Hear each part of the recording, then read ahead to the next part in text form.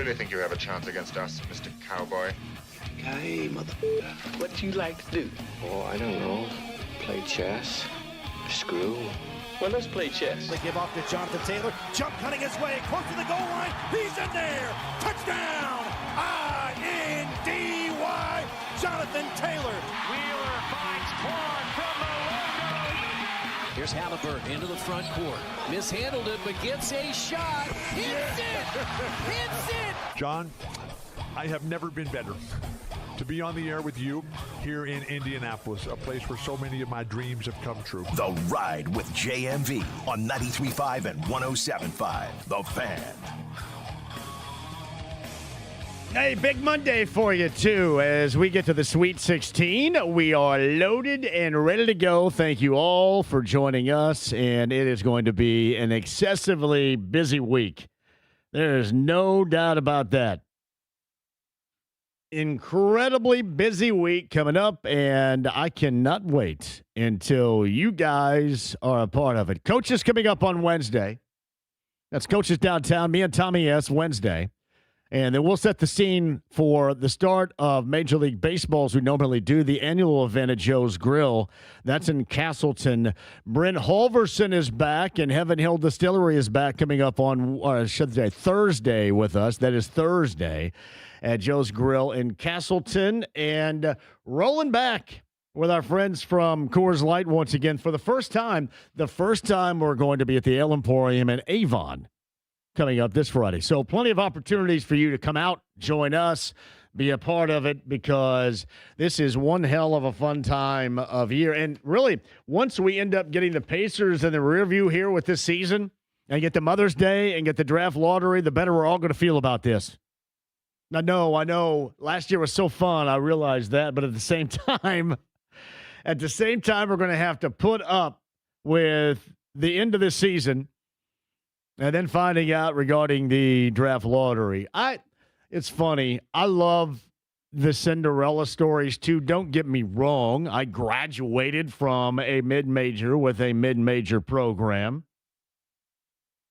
I think I graduated. That's what they tell me. But I went to a collegiate basketball mid-major at Indiana State at Terre Haute. So I do have an affection. I have a love for the mid-major. But I'll be honest with you, I have not been off-put by this particular tournament so far. Has anybody else? Anybody else saying, this is just not the way that it is? Now, granted, we live in a world where everybody's going to get pissed off about something or want to shake their fist about something, and you're mad. You're mad about one thing, you're mad about, there's always something to be mad about. I try to, if I get upset about something, I try to keep that in the realm of what I can control. Now, granted, if it happens in social media, it also depends upon whether or not I see it, if I have time to blank with it, if I want to blank with it, and if I feel like I want to have some fun with it. It all depends on the timing of it. So maybe that's in your life, too, if you're going to get mad at something. So I don't know. Maybe it's about the timing. We had a great weekend. Yesterday was incredible weather-wise. It stirred the echoes of summertime at Paradise Day Watson. I was down with that program. I needed it. Throwing back some beers, hanging out, watching basketball, doing what we normally do. I mean, hell, the high was 88. And then you get the hit with the stark reality of, 35, 40 degrees later, we're back to where it normally is, or about where it is normalcy-wise around here. That's okay. Gave us a little bit of a tease. Hey, seriously, we all got teased once upon a time in our lives, right? You know, the teasing I'm talking about here. We all got teased, and we probably liked it at that moment, but then when you think back on it, it didn't lead to anything. This is going to lead to consistently warmer temperatures. I thought this weekend was outstanding. I really did.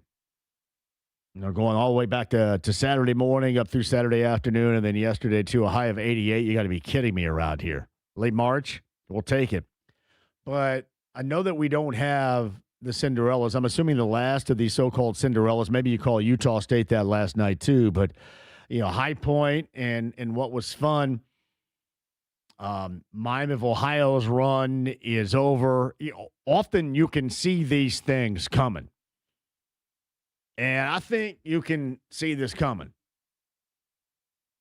And just like when you think about the NIL and the transfer portal era, you can see all this coming. I had coaches on here before talk about what is coming. And we've had coaches on here before that decided to go ahead and move on because of what was coming. And I always maintain that the reason why I still watch and will always watch, they'll always have me. I don't know what they're doing with you or anybody else out there. I don't know if you have been turned away by the events and what transpires and the payments and this not being, so-called collegiate athletes or non-professional athletes any longer. They are getting paid. But I just love basketball in general. So, frankly, if a level of basketball is being played that I dig, I'm probably going to like it. I'm probably going to watch it. Probably going to be entertained by it, or at least try to be entertained by it. Thus, I believe this weekend was entertaining. It's interesting, the storylines. I'll have to go over the Big Ten. I was telling Jake this in our Love Heating and Air crossover. You look up and down the Big Ten, is there anybody that's making a coaching change in the Big Ten? When's the last time the Big Ten went in the season? And I mean, hell, maybe it was like recently and I just forgot. But when was the last time we went through a Big Ten season, off season, if you will, without a coaching change? I was thinking about it, unless something all of a sudden occurs out of nowhere, so to speak. And it seems like everything right now is going to maintain. I was impressed. Brent McCollum, you're always going to be more impressed when the results are there. And when they say it's a make or miss situation, that was a make or miss situation, you were still going to be impressed with what Iowa did, but the disappointment of not moving on and not upsetting Florida was going to linger. But, man, that was a big shot. That was fun as hell. The play was drawn up nicely. I really don't know what Florida was doing. This foul to give stuff, this can discombobulate you a little bit sometimes. We saw it twice yesterday, didn't we? Kansas had 5,000 fouls to give. And the reason why I knew is I was doing a little stuff with Hagan on Fox 59, and he's all pissing and moaning. I can't believe Kansas has only been called for this many fouls and blah, blah, blah, all upset. And Kansas goes to work. They had like 19 fouls to give down the stretch. And it's not like that these guys in Kansas were that relatable anyway, but they let a guy on his offhand drive to the basket like it was 8th grade and score the game winner. That was incredible to me. It was fun, good moment, but my God, what are you doing? It was kind of a high ball screen that didn't really happen, and Kansas played it like it was happening. Oh, yeah, high ball screen, and they were screening nobody. The guy just takes off and goes with his offhand and lays it up for the game winner. So with those that talk about the lack of Cinderellas, that's one thing. But what you witnessed yesterday, if you were a Boilermaker fan, you saw, especially in the second half, you saw a team that even though people believe that they can't come at you from different angles, it has to be all one thing or has to be all the other, I thought that they did that yesterday. They had to survive a couple of different things. One was you got C.J. Cox saved your ass in the first half. When you think about those 3 3-point makes, that saved their ass in the first half because that whole situation could have been a hell of a lot worse, and it wasn't because of that. And then I know you think the worst immediately when he goes down with that injury. But other guys picked it up. I thought Harris picked it up with the 3-point make in the second half. But let's give credit where credit is due. Because everything gets lost in the shuffle with this particular group. With this particular group, you're talking about Braden Smith, you're talking about Trey Kaufman-Wren, you're talking about Matt Painter. And oftentimes, if somebody is going to be snark about something, they're going to be snark about whom? Fletcher Lawyer. Fletcher Lawyer was outstanding yesterday. I don't care what anybody says. Outstanding. And it was well beyond the make or miss category that I brought up a moment ago. When you watch them play, and you watch them play against Texas coming up here in the Sweet 16 in San Jose. You watch Fletcher Lawyer, and he's not known, nor are the Boilermakers, as a great defensive team. But I love the way he communicates. Like, communication on the basketball floor is something that I think is incredibly cool. And to me, he stands out more than anybody else on both ends and communicating. So it was brought up to me last night. It was Hagan on Fox 59 Overtime. He said, hey, Lawyer with the upside down U, and Lawyer with, he's outspoken. I think he, on the Big Ten tournament, on the Big Ten Network broadcast, I think he dropped an F-bomb or something like that. And, outspoken Lawyer, I believe, was the category, or at least the question that Hagan had asked. And I did a bit of a reversal. I said, the thing that I like about him, you love makes. Makes are awesome. But the thing that I really like about him, the communication out there, he's always the one that's bringing everybody together in huddles. He's always talking to guys about this and talking about guys to that, and especially on the defensive end. And I have a great deal of appreciation for that.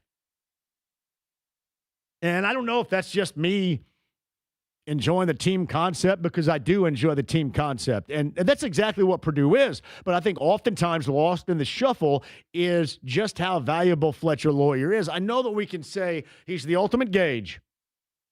If he's knocking down his shot, then things are going to go well. If he's not, then it's more than that.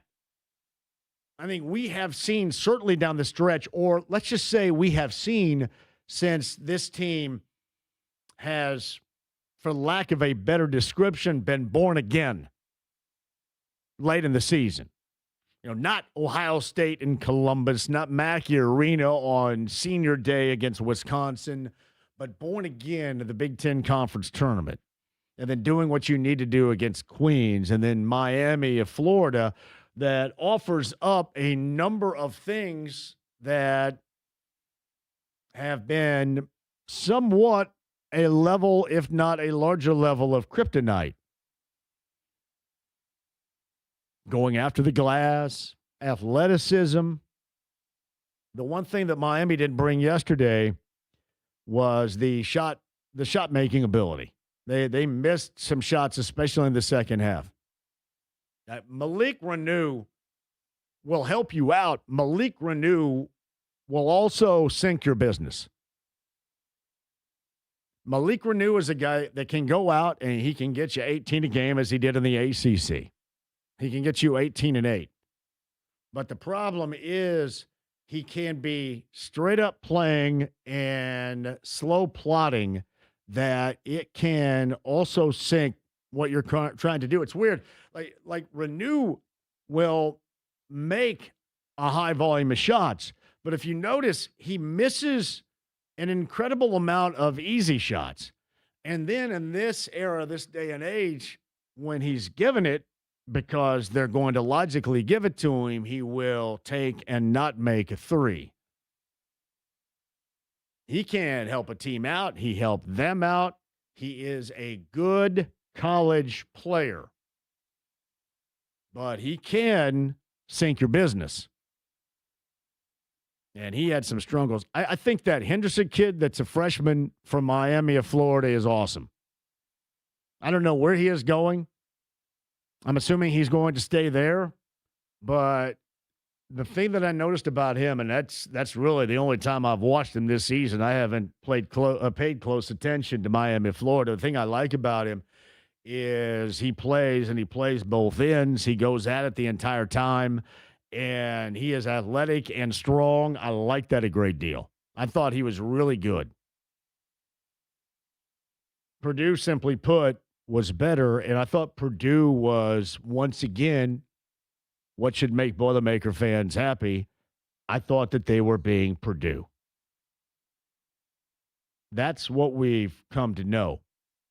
Mind you, you can say, well, Braden wasn't very good and Fletcher Lawyer picked it up. I would suggest that Fletcher Lawyer should be like that maybe not 6 of 9 from the floor, shooting that high clip or percentage. He is a really good shooter. But I just think the makeup of this team is so much a part of what he does that oftentimes gets lost in the shuffle or isn't found, let's just say, isn't found until he does shoot at that level. And he was taking advantage of stuff. We talked about this. Go back to the Michigan loss for Purdue for a moment. What did we talk about? We talked about the fact that Michigan defensively, they closed out under control. And then with that, they defensively control. Like Fletcher Lawyer, you saw yesterday, he got lost oftentimes on high ball screens, and he got really good looks, really good windows of looks. But even when they closed out, it was not a controlled closeout. So he got the drive, and he got to the free throw line out of drives. That is so incredibly important. And we'll see what they have for Texas coming up in San Jose on Thursday. But Boilermaker fans, I would think, have to feel good about the way that they played in the second half. And I guess you're allowed to feel good if Braden Smith didn't play well, and he did not play to the level that you would expect. Seemed like a lot of his jump shots were short-arming stuff out there. Got a couple of fades going in the second half that helped him out. But it really was. It was the supporting cast. Fletcher Lawyer being one, then Trey Kaufman-Wren is steady. He can get anywhere on the interior where he wants collegiately, and normally he is going to score. And you hope that all is going to be well, as he said after the game, for C.J. Cox moving forward, because C.J. Cox, he saved them in the first half. That could have been a hell of a lot worse than it was. And C.J. Cox saved them, and Fletcher Lawyer was outstanding the entirety of the game. 24 for Lawyer. Trey Kaufman-Wren had 19. Braden Smith, 12. I mentioned Shelton Henderson, 18 points for the loss for the Hurricanes. I was really impressed with that dude. I was impressed with a lot of what I witnessed. I don't know. I mentioned Kansas and St. John's a little bit earlier. I don't know if I should be impressed that St. John's is moving on to the Sweet 16 for the first time forever, or the fact that they let Kansas hang around and Kansas looked absolutely awful. I mean, absolutely awful. Sorry about that. Let me re-plug in my headphones right here. That happens about 3 times a show. Putting the headphone jack right here in my crotch is a horrendous idea. I don't know who came up with that. It was a choice, to be sure. Yeah, let me see.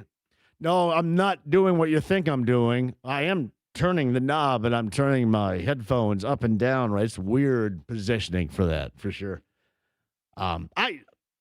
I get back to St. John's and Kansas. Yeah, Kansas being in that game was ridiculous because they didn't deserve to be in that game. So I don't really know how to view St. John's. Yeah, they're talented, but, man, they left the door wide open for a Kansas team that did not seem like they deserved to be there. Sweet 16, St. John's gets Duke. UConn, Michigan State should be fun. Houston, Illinois, I'm excited about. Are we allowed to get excited about Iowa and Nebraska? Because I am. I know that a lot of people looked at Ben McCollum coming out of Drake after 1 year and all that D2 success. And this has more and more become a template for what colleges are going by to. You have all that coaching success someplace else, and you see early on if that translates to the mid-majors, and then you end up moving up. It is funny. I watch Iowa, and I don't know if anybody else gets maddened by this too. Like, Bennett Sturts is a good player, but and I know that that's what they want from him. He takes some of the worst shots of all time. And I thought that was the play that they ran to get that open three that was the game winner against the defending champion and 1 seed Florida.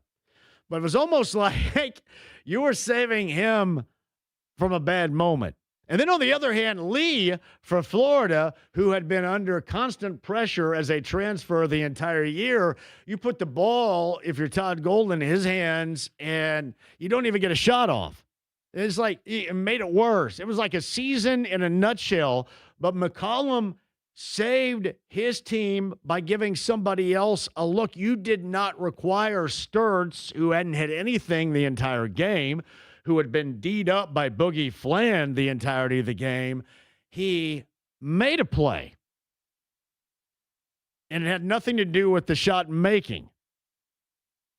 That's twofold right here. That normally is a ballsy call, so credit where credit is due with the ballsy call. But it was also the right call to make. Now, you're going to say, well, he made the shot, so that's why it was the right call to make. Nobody's really going to argue, I don't think, to see Bennett Sturts have to take another really bad look or a hero shot. That, to me, corner three that a guy knew was coming at him, and then a defense that reacted badly.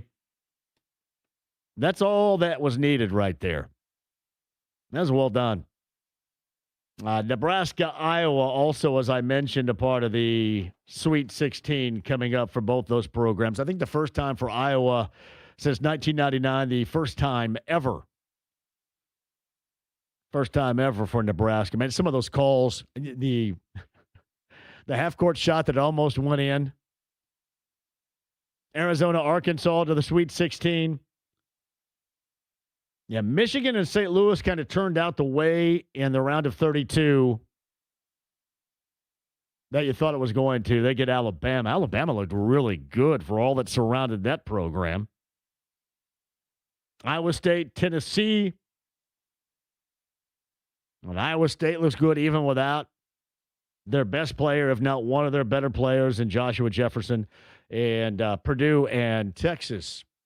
The Cam Heide Bowl for everybody right there. All right, we'll go over more of what was fun. By the way, we'll have to go over our bracket of boos. James, where are you in the bracket of boos? Do you know? Have you looked? If you haven't looked, that means you probably suck. I'm about to say, I am not doing great last time I looked. looked. Not doing great. Let's see. I am ranked 284. I think you're... Oh, are you really? Yeah, it's gone bad for me. What am I ranked? Can you see what I'm ranked right here? I don't think I can, no. 284. Who'd you pick to win it all? Are they still playing? Oh, they're still playing. I picked Arizona. Have you looked down the list to see everybody that picked Florida and now they're gone? That's good. Shout out to Josh Carpenter. He's out there someplace. I did have Florida in my Final Four, so that one hurt, yeah. Yeah, that's a nut kicker right there for real. I think I'm on the first page. It says I'm 18th, but I think it goes like 1 and 9 and 18. Everybody gets log jammed up together. What's do you know your username? Do you have a JMV? Oh, Holy crap, James! How hard is that to find? Okay, I found you. Yeah, okay, you're doing pretty good. Is there a number? What number am I? You are. I mean, you're ranked 18th, but like you said, there's a big log jam of people at 18. So log jam. Yeah, but you got how many points do you have here? 510. So you're doing pretty good. Kicking ass and taking names. Hey, man, I can use the booze just like anybody else out there. You're only 40 behind the first place person. Yeah, I saw there are some names I recognize and people I recognize there out front that look like that they have a quality path. Whoever is leading us, B. Reed, they have got an insanely good bracket. They are hitting at 99.9%. Who is this B. Reed person out here? As far as I can tell, the only ones they've gotten wrong was they picked BYU over Texas. Yes. And then Gonzaga over BYU. B. Reed. I will say this. I go for broke. Having Purdue, and not a lot of people have Purdue in there, that would be the difference, I think. And then I think I don't know how many people have that in our bracket of booze, but maybe a handful or less. Anyway, hey, quick break. We'll come back. We've got Tom Deanhard coming up. We're going to talk about the Boilermakers and that matchup with Texas. Yeah, I say Cam Heide. He had 1 3, but it was a big 3. And that team from Texas that you get one normally from the first Tuesday and Wednesday of games in Dayton. They get a little bit of inspiration for the Longhorns. We'll talk about that with Tom Deanhard coming up. Stephen Holder's going to join us at the 5 o'clock hour. A busy week, as I mentioned, to a busy week, not only on the road, but with guests. We'll get to that and more coming up as well. Some college coaching stuff that is going on. We shall get to that. Any NFL news, we will do that. And the Pacers winding down the regular season on the road in Orlando coming up later on tonight. There are so many L's. The Pacers haven't won since February the 11th. February the 11th. See, when you nerds out there wanted to see him lose, you're getting your money's worth. All right, your draft you better hope this works out and you're fortunate. You better hope. All right, quick break. Stream the app, HD Radio, AAA Membership Lounge via YouTube Live. Oh, yeah, by the way, we have a championship weekend set in boys high school basketball. That and more coming up. AAA Membership Lounge via YouTube Live. Just getting started on this Monday. 93.5, 107.5 The Fan.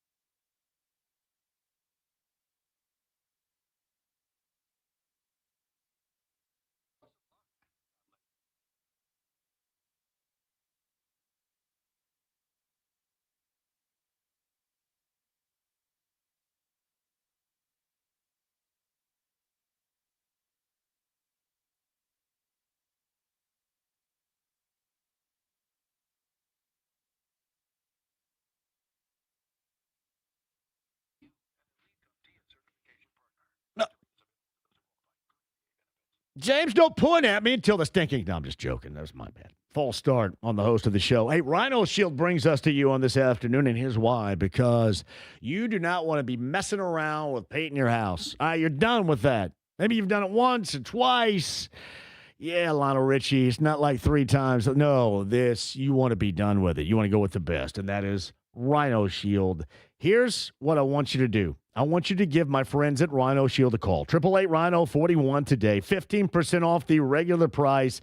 Guaranteed protection of Rhino Shield. And they can do brick, wood, metal, whatever you're rocking, they can do. And they deliver vibrant, durable, and maintenance-free exteriors. Meaning you're going to have incredible curb appeal. But you're also not going to have to mess around with this. Never paint your house again. Go Rhino. Rhino Shield. 888-RHINO-41 today. And again, 15% off the regular price guaranteed. Tell them I sent you. 888-RHINO-41. RhinoShieldIN.com today.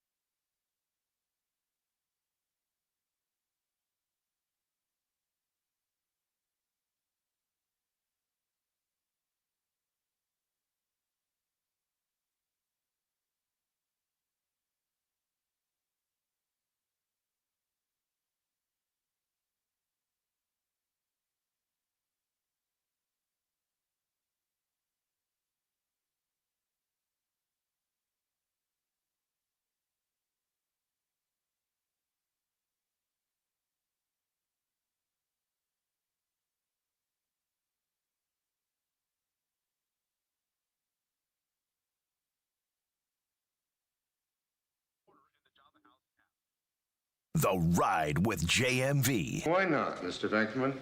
Because you did not use the magic word. What is the magic word, Mr. Venkman? Please. 93.5 and 107.5. The Fan. Sturks with the catch. Sturks bounce pass to the corner. Bulgaris for three. Oh! Behind the play. Florida's got no timeouts. Iowa takes the lead by one. Condon will inbound it to Lee. Lee across midcourt.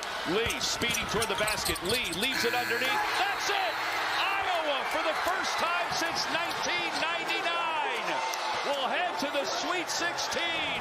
Tom McCarthy on the NCAA tournament, either CBS, TBS, TNT, or True TV. Don't know where it is, but I think I got one of them right there. Yeah, Lee just decided to go ahead and dribble the clock out there at the end. Go ahead. Don't even get a shot off. Man, that is the worst when you don't get a shot off. And Iowa to the Sweet 16, do they say for the first time since 1999? What were you doing in 1990? I mean, hell, I can tell you what were you doing the last time Nebraska made the Sweet 16. Yeah, they've never. But what were you doing in 1999? Nah, that was some fun right there. Ben McCollum, and I know you guys, some of you guys wanna. And I'm not going to argue. I'm just not going to really bring it up. Because you guys are asking me, well, they chose the wrong former Drake coach.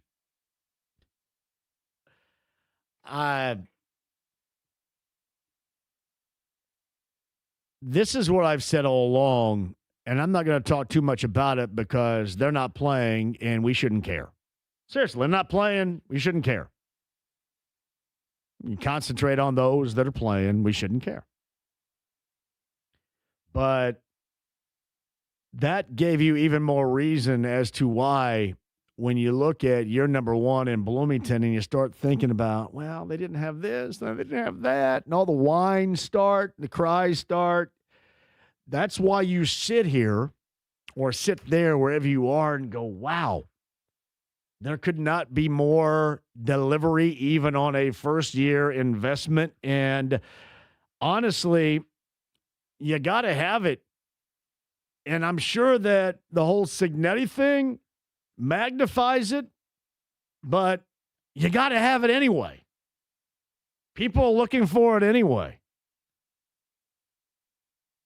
You just don't get too much time. And also you have to remember that IU basketball fans have heard that for how many coaches now? Yeah, just give it time. Yeah, just give it time.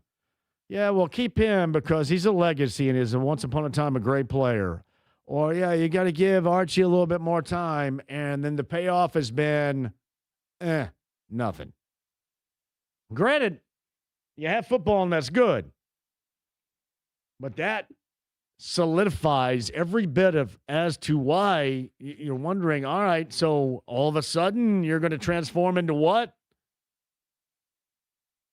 I think McCollum was hired after DeVries, I believe. And he brought most of Drake with him and had a lot of cohesion to where he was from. I don't know. Maybe that's a good formula. Maybe. And winning's a good formula. At some point, you got to do it and stop talking about doing it, right? And I'm sorry, we live in a world now where that expectation is now. In fact, that expectation is yesterday. I know what you're going to say. You just talked about this Pacer team that we're all watching still enthusiastically losing 16 straight. Yes, I know, but there's a caveat here. I do think it sucks, don't get me wrong, but we all were under the impression that especially after you start the season with even more mounting injuries, this was going to be the case. One of the reasons why I suggest this all has to work out in terms of still securing a 1 through 4.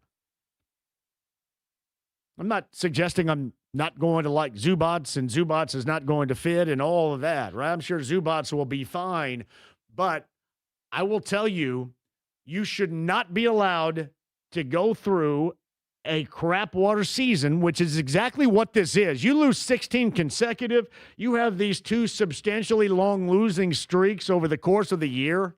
I don't care what season you're following up. That sucks. And it sucks. These guys all privately will say the same thing. You think Rick Carlisle's going to go, oh, yeah, well, this is great. Well, it is a gap year, you know. Hell no, he's not. That goes on his permanent record. That sucks. But you get that description of the gap. And this works out the absolute best if you're able to secure a top 4. If there's no good fortune there, Ivica Zubac is going to have to be incredibly good, and this team is going to have – you're not going to get any time to, well, they're going to be working themselves back into it. No, we're going to go right away and make a lot of decisions on where this thing is going. Yeah, gap year is different. So to get back to the original McCollum question, he has done a fantastic job. I know some people don't like his style of play. They brand it as too slow. I kind of look at styles of play in how it equates to winning. And if you win, yeah, I don't really care what the hell you do, right? And they're moving on to the Sweet 16. I know that was fun as hell to watch, and they beat a Florida team. That it was where the Florida team is the defending national champion, so I'm not trying to short sell them whatsoever, but you talk about at times just looking out of place, out of sorts. It certainly did. That reload thing can work for you, and sometimes it can work against you. Greg McDermott is calling it a career at Creighton. Saw that news a little bit earlier today. 365 games won in 16 years at Creighton. And we'll see what he does. Now, I don't know if TV is going to be something he may end up doing, but Alan Huss is going to take over. Alan Huss was the former head coach, if you remember, of High Point. He was the coach in waiting at Creighton. Greg McDermott is done. All right, 239-1070 is that number. The email address is jmv1075fan.com. Inside the AAA membership lounge via YouTube Live. Become a AAA member today. Thank me later. 7-10 coming up on Thursday for the 11-seed Texas and the 2-seed Purdue. They are flying out coming up tomorrow. San Jose is the site. Texas got a Kickstarter against NC State. That could have gone either way if you remember in Dayton. And then BYU and Gonzaga. And now you get Purdue in the round of 16. Also coming up on Thursday, the aforementioned 9-seed Iowa, the 4-seed Nebraska. That is at the Toyota Center in Houston, Texas. 4-seed Arkansas, 1-seed Arizona. 9:45 coming up on Thursday night. This looks like a hell of a lot of fun to me. I thought High Point hung in. Why didn't nobody? The first time we ever hear about High Point and what looks to me, I went to Indiana State. What the hell? That looks lavish compared to Terre Haute and ISU. The High Point campus in North Carolina, would that be described as lavish? They did some stories on that. I mean, hell, they flew the fan base there for that second round game. It was pretty awesome. Nobody's ever told me about High Point until now. James, look up how much it costs per semester to attend High Point. I don't know any knowledge other than what I have been told in the last 3 or 4 days. Arkansas, Arizona should be, as I mentioned, fun as hell to watch. 9:45 coming up on Thursday night. And I would say this the same. You get the 3-seed Illinois, the 2-seed Houston. That is in Houston for the Cougars coming up at 10:05 on Thursday. James. So according to this, for the 2026-27 academic year, their estimated tuition and fees are around $48,000 annually, so about $24,215 per semester before room, board, and scholarships. That looks like a nice place to be. Yeah. I had no idea until we finally got a look-see at that. No idea whatsoever. Good story.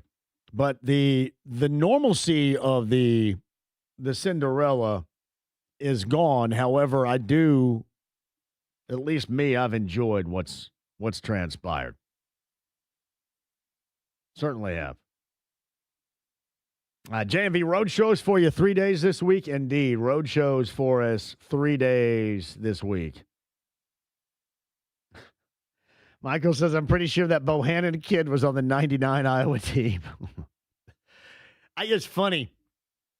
Correct me if I'm wrong, but it's always like Iowa has, and it's commonplace certainly since the COVID year, because you never really know what the hell class. I don't know what any class any of these dudes are in.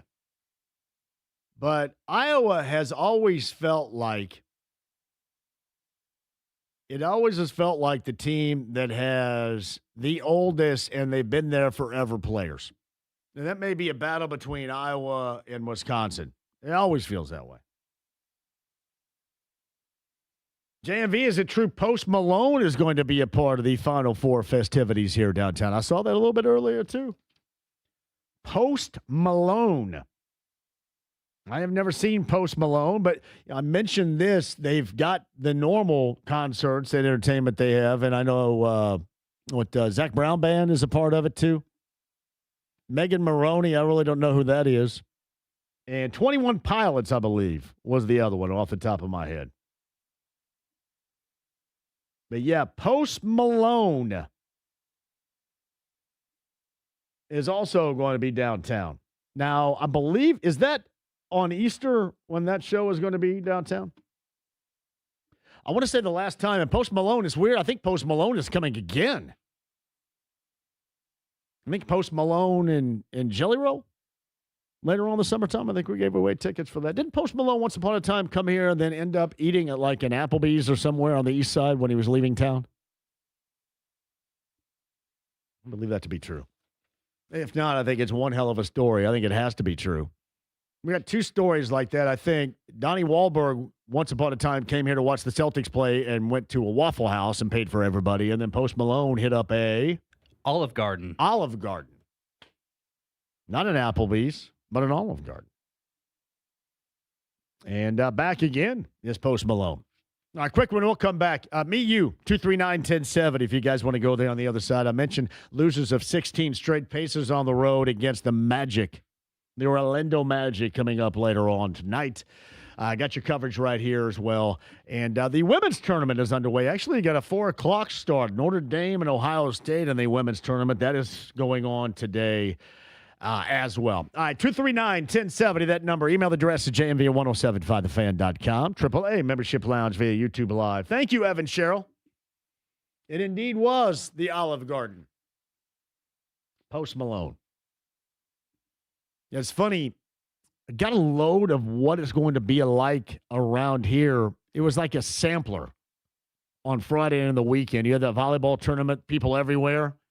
Times that by like, I don't know, 100 once the Final Four gets here. Yeah, it's going to be something worthwhile for real.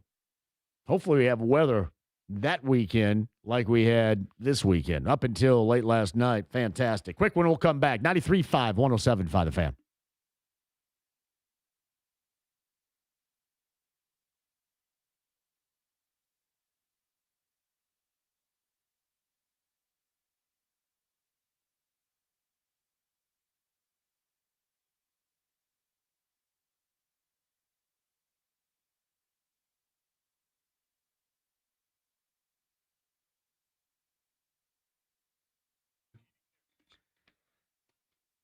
You guys keep this thing in mind, too. The 2026 State Farm College Slam Dunk and Three-Point Championships. That's Friday, April the 3rd. If you're watching right now, you can see I'm rocking the shirt.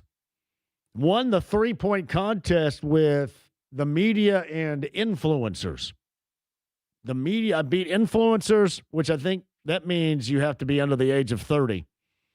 The media and influencers, this is for real players. 24 graduating men's and women's college basketball seniors, all inside Hinkle Fieldhouse. This is one of the events that is absolute can't miss when the Final Four is in your town, in this case, Indianapolis, the weekend after this. You will want to be a part of it. That's Friday night, April the 3rd, 7 o'clock.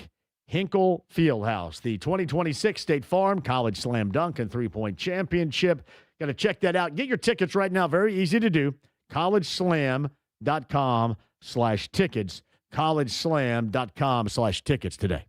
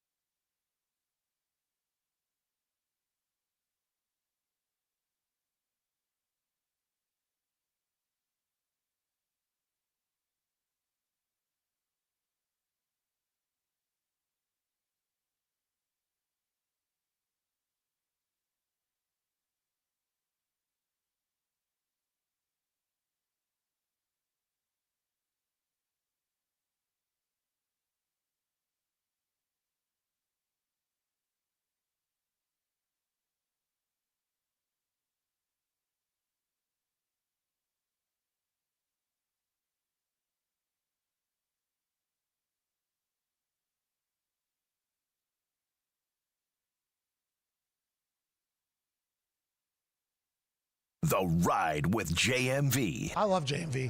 He looks like Rascal Flatts guy. Got a cool soul patch. He does, and a buttery smooth voice. Oh, yeah. 93.5 and 107.5. The Fan. I'm John. Thank you for joining us today. We're going to warm back up later on this week from what I hear. This is, for you old schoolers, know this to be true. This is the Beast or the Cobra. If you're at Kings Island. That's what the month of March is around here in terms of weather temperatures. The Beast, or the Beastie, or the Cobra.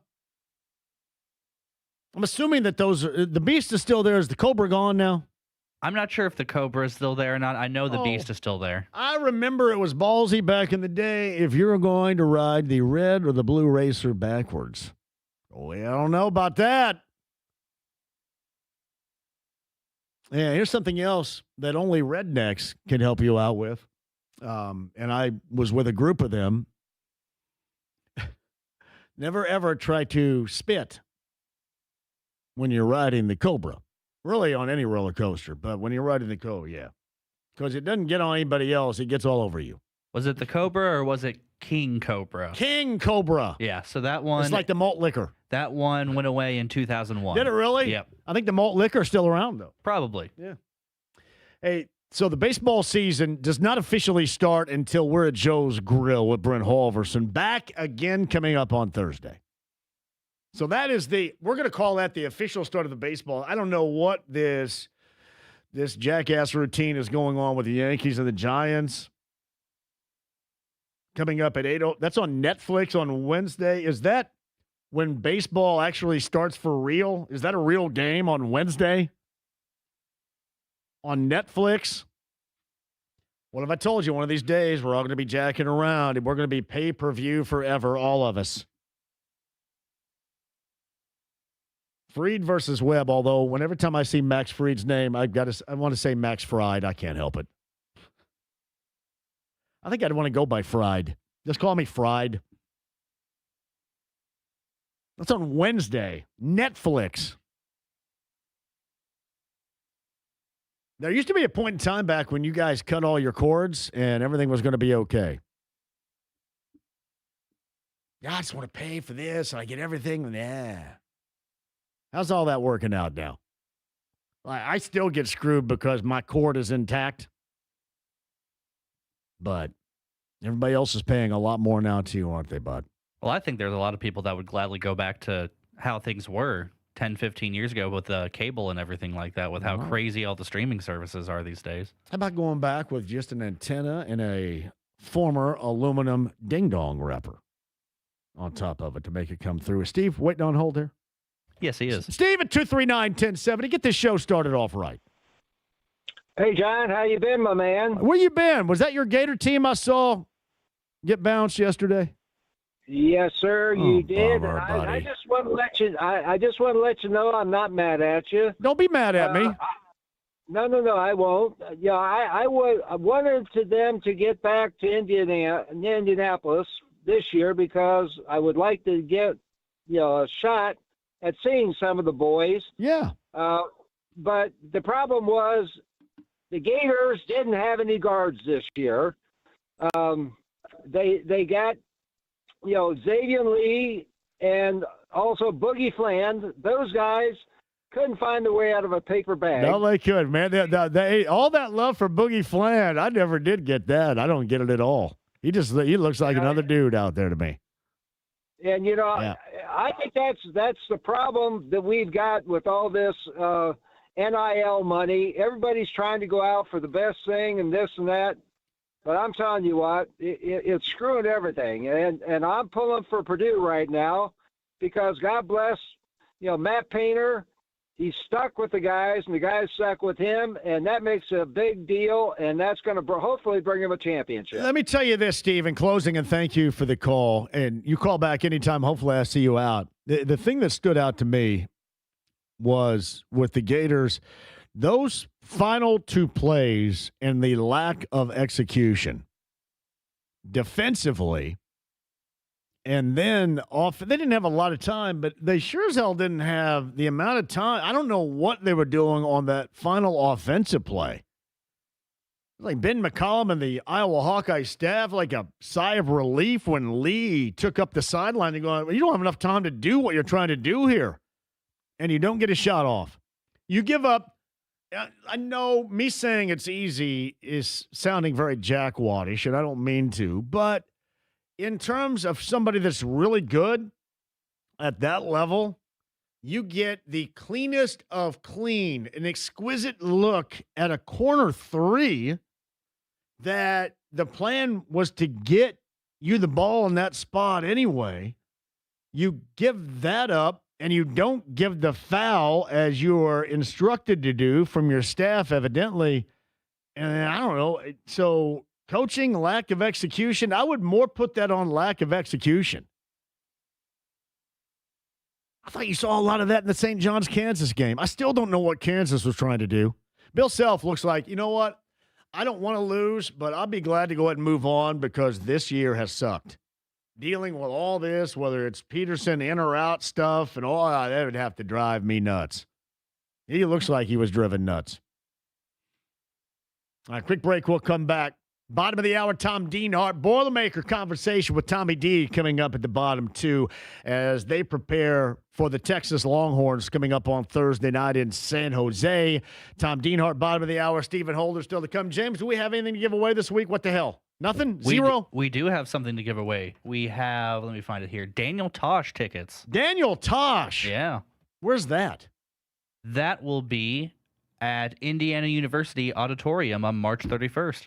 All right, we'll find out who wants to see. Does he still do that show where he used to get clips and Tosh.0? Yeah. I think that actually just ended officially. Did it really? They may have been doing reruns or syndication or something like that, but I think they finally announced that it's over. He's not the one that doesn't wear a shirt when he's out there. And he's not the one that really gets on the audience and all the chicks really think that's hot that's out there, right? There's one that doesn't wear a shirt. I think that's like Bert Castasher, Bert, no something. shirt. Bert without a shirt.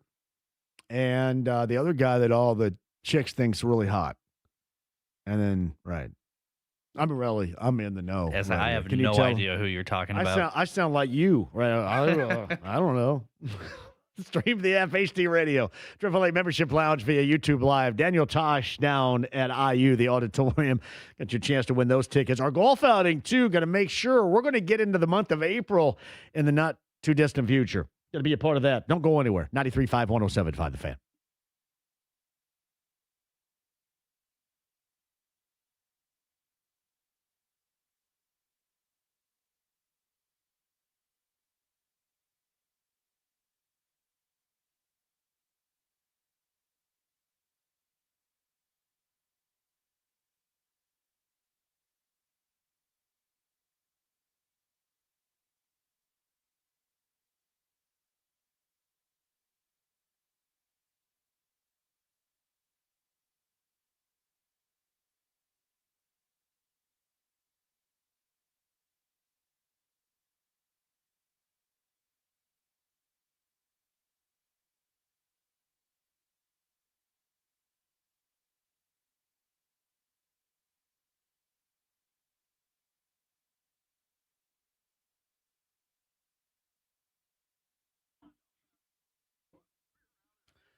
Oh, it's WeGrowHairIndy.com. That's 317-522-2995. Do you recognize the number?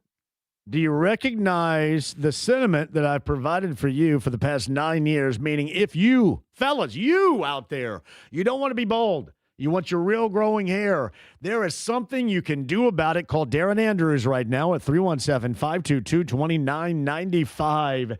It works. There's no glue. There's no, tape?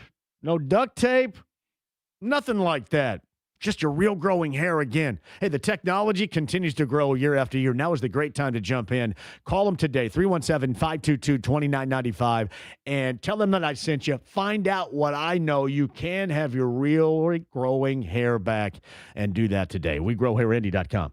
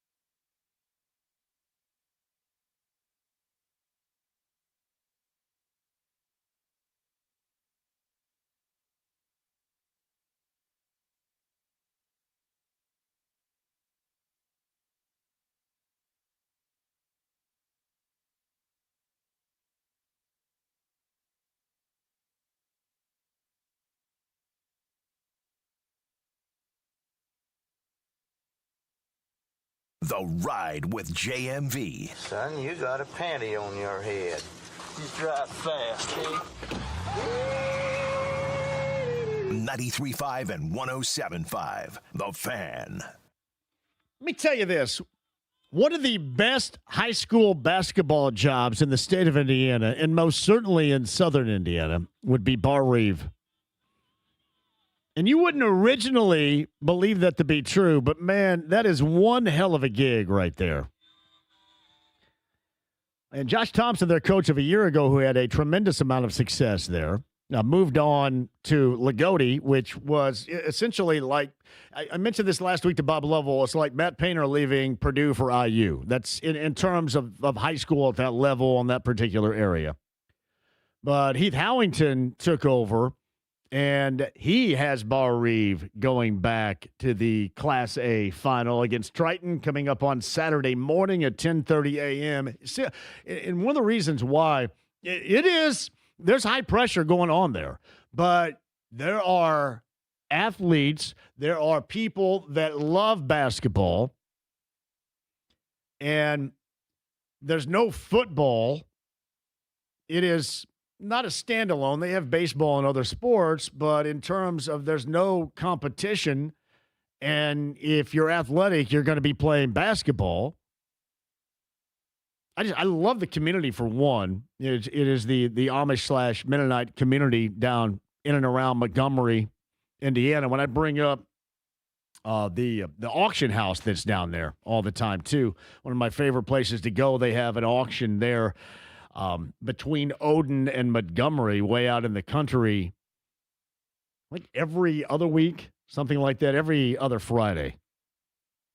But you can get anything there. You can buy yourself a brand new Massey Ferguson, or you can buy yourself a laying hen, whatever. But it is a great job because you're always good, and you're going to find some other larger schools to test you down there that will actually play you. It's an event still down there, just a really good high school basketball program and a great gig. I think Heath is going to join us later on this week. I just always find that really interesting because it's not the type of place that you think would hold that history and all that event love as it does and continue to really evolve athletes just year after year. But they do. Triton and Bar Reeve, 10:30 a.m. That's the Class A game. Westview Park Heritage. Rich Shelsky is the coach there. His son Trey is the star player. They are very talented. 12:45 for that 2A game. How about Cathedral? Shout out to Cathedral. And I think they were down players. I'll have to ask Nathaniel. Nathaniel did the Roncalli game, and Roncalli lost to Silver Creek. Cathedral ends up advancing in 3A. That was arguably the most impressive win by anybody this past Saturday. Because I know what they were thinking. That was, down in Seymour? I know what everybody was thinking down in Seymour for that. Impressive as hell. Cathedral and New Haven coming up at 6 o'clock in 3A on Saturday night. And Crown Point and Mount Vernon. And Luke Ertl trying to put a stamp on an incredible career with his team. 8-15 in 4A, so congratulations to everybody involved in all that. Incredibly fun it was. And it's going to be even better coming up this Saturday. Get your tickets, ihsaa.org, if you want to check that out. I'm assuming right here as a part of the Champions Radio Network, we'll have a lot of that coverage here. Tom Deanhard, bottom of the hour. Stephen Holder coming up at the 5 o'clock hour. I mentioned Boilermakers moving on. Texas coming up on Thursday night in San Jose in the Sweet 16. We'll talk about that with Tommy D and more at the bottom of the hour. And now the Sweet 16, the NCAA tournament, on the table for your discussion at 239-1070. Tommy's going to lead here in the 4 o'clock hour. Hello, Tommy. How are you? What's up, John? How's it going, man? Good to hear from you, Tommy. Hey, you're going off your sidebar about Bar Reeve. I played basketball a long time ago down in Southern Indiana. And I remember starting lineup for Bar Reeve. I kid you not, every kid's last name was Knapp. Yes. It's a Nep or a Waggler. Sure. Nep or a Waggler down there, yeah. You're exactly right, yeah. Hey, so on the NCAA tournament, man, I am so glad that Iowa won. The Florida coach, his past transgressions, couldn't happen. That upset couldn't happen to a better guy. So I'm glad the Florida coach. It was either on him or his team's lack of execution, because those were two really bad moments when it mattered the most there with those final two possessions. Really bad. Yeah, and final thing, Purdue. It's great to see Painter and those guys bouncing back from their adversity, and hopefully we can keep it going here to Indy. So thanks for. You got it. Tommy, you call anytime. How about more love for Fletcher Lawyer? Oftentimes, he's a bit off the radar, not brought up too much. He's normally forgotten about what he does well or is highly criticized when he does it. He was a savior in that game. I thought really on both ends, and he's not a great individual defensive player, but you watch, he's talking, guys are moving, guys are where they're supposed to be. And even those moments in which they struggled on the glass, you look back, there were a couple of times when he came out of that scrum off the defensive glass with the ball.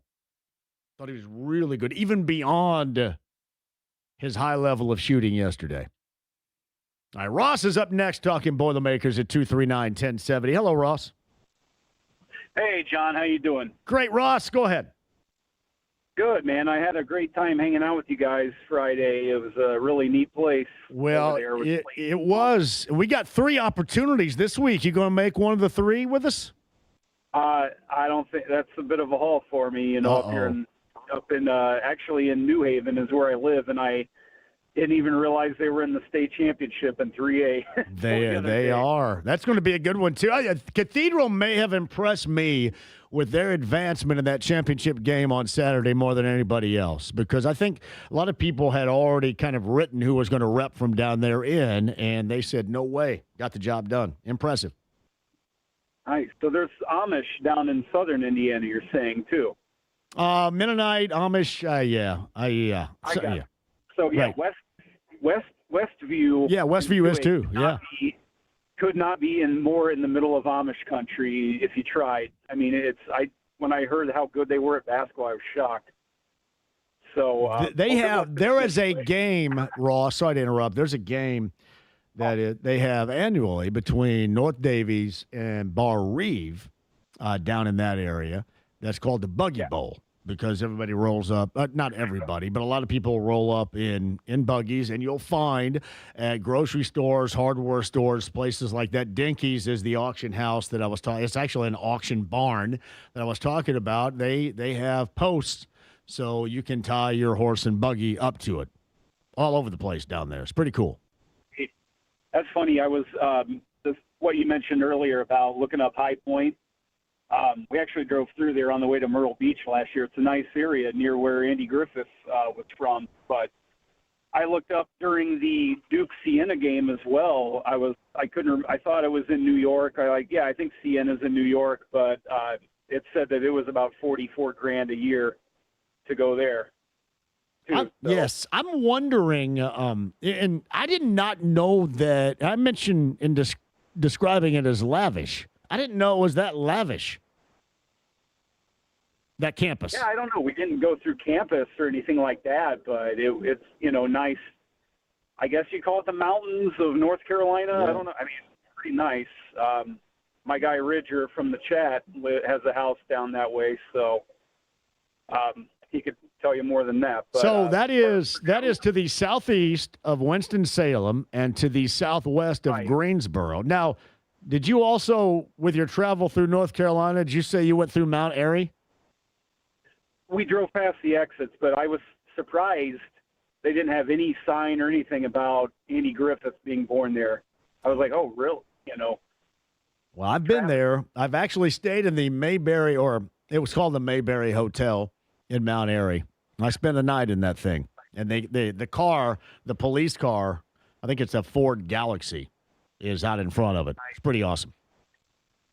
But yeah, you're right on Lawyer. I mean, you can say one thing. It's he started every single game since day one as a freshman. So I mean, that alone is impressive to have that health and longevity and all that. So we'll see how they do. Hey, Ross, it always seems like that Boilermaker fans will bring him up as if he's doing something wrong, or if they believe he's not holding up his end of it. It just seems like he doesn't get talked about when he does stuff well, but he does when he's not producing or has a rough game. So I thought yesterday on both ends, I thought he was really good.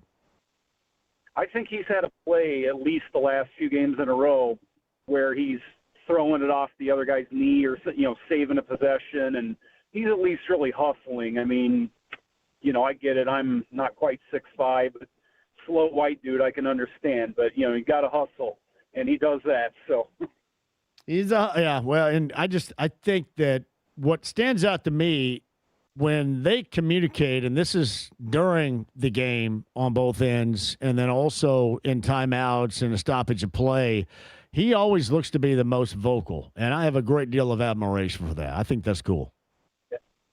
Yep. See, you got to be a senior leader. So, But hey, thanks for taking my call. You got it. Thank you, Ross. I appreciate that. Yeah, Mount Airy, North Carolina. It was the Mayberry Hotel. I have no idea if it's still there, but I can tell you this. And this is how I gauge hotels. Now, you need to be in a warm climate. I get that. But if you're the younger generation, you're not going to remember this, but the best hotels in the world that weren't holodomes. Holodomes it was the holodomes were the party palace no matter what time of year, no matter what time of day. But the non-holodomes were the hotels that had a pool in the parking lot. You needed a pool in the parking lot. A parking lot pool is the best. It was the cement pond. And that's what they had at the Mayberry Hotel, a pool in the parking lot. All right, so Tyson Thompson says this. I'm from North Carolina, lived in Greensboro. High Point is in the Piedmont Triad of North Carolina. High Point used to be furniture capital of the world with international furniture market held there annually. Area in general, not too flashy, but campus is all brick and very flash. You look good, don't get me wrong. They did a couple of different stories on it. That's what you kind of got to have now. It's just, I like this tournament. I've been entertained by this tournament even without what most people would accurately, in this case, describe as the Cinderella.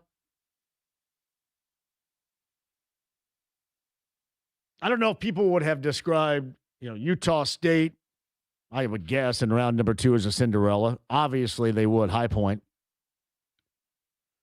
Hey, James, look at my man, the Cadillac man down there burning a heater outside his new caddy. He is rocking a different car today. He is burning a heater out there, too. Yeah. Hey, I'm just happy because my man's parked between the lines. Well done. Which, ironically enough, he did that with a bigger car than the one he normally does. He did that. And he fires up a heater out there every time. He doesn't want to smell up. He doesn't want that Newport smelling up the new interior of his caddy. I mean, would you? Oh, no, probably not. I wouldn't do that in general. I do need to give a shout-out, though. JMV Takeover on Saturday night, and this is a shout-out to my man J-Dog. And I don't normally remember this, but because J-Dog is my good friend and his dad Bill's my good friend, I completely forgot to play Faster Pussycat on Saturday night. And nobody has ever worn that as a badge of dishonor, not playing Faster Pussycat as I did all day yesterday.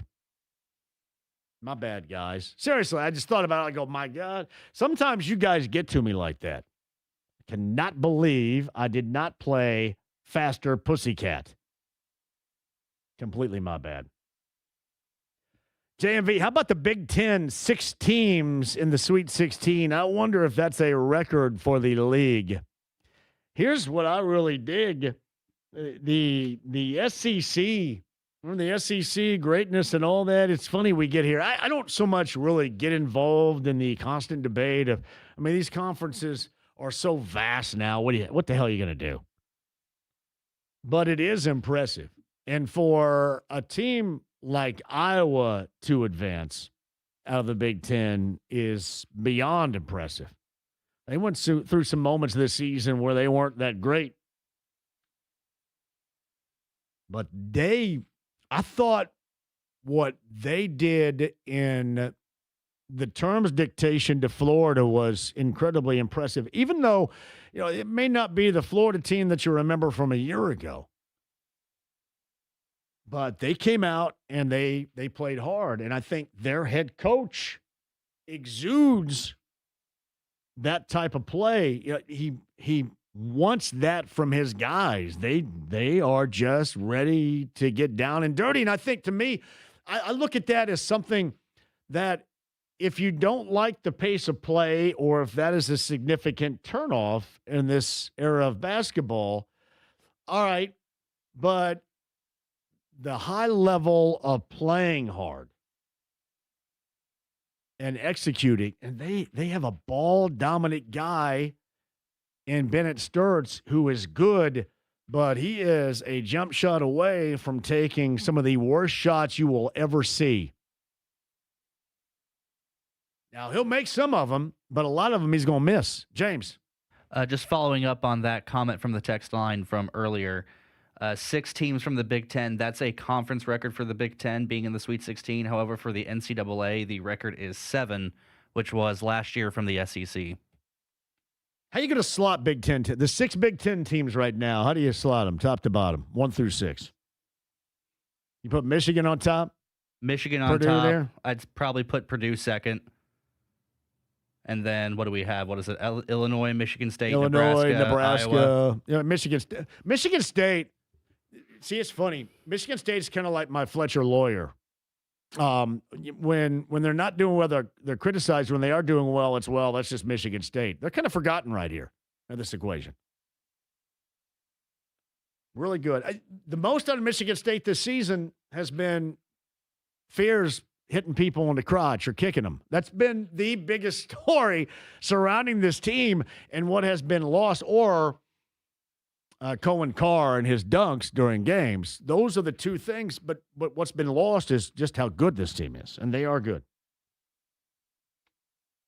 So Michigan, Purdue, Michigan State, something like that.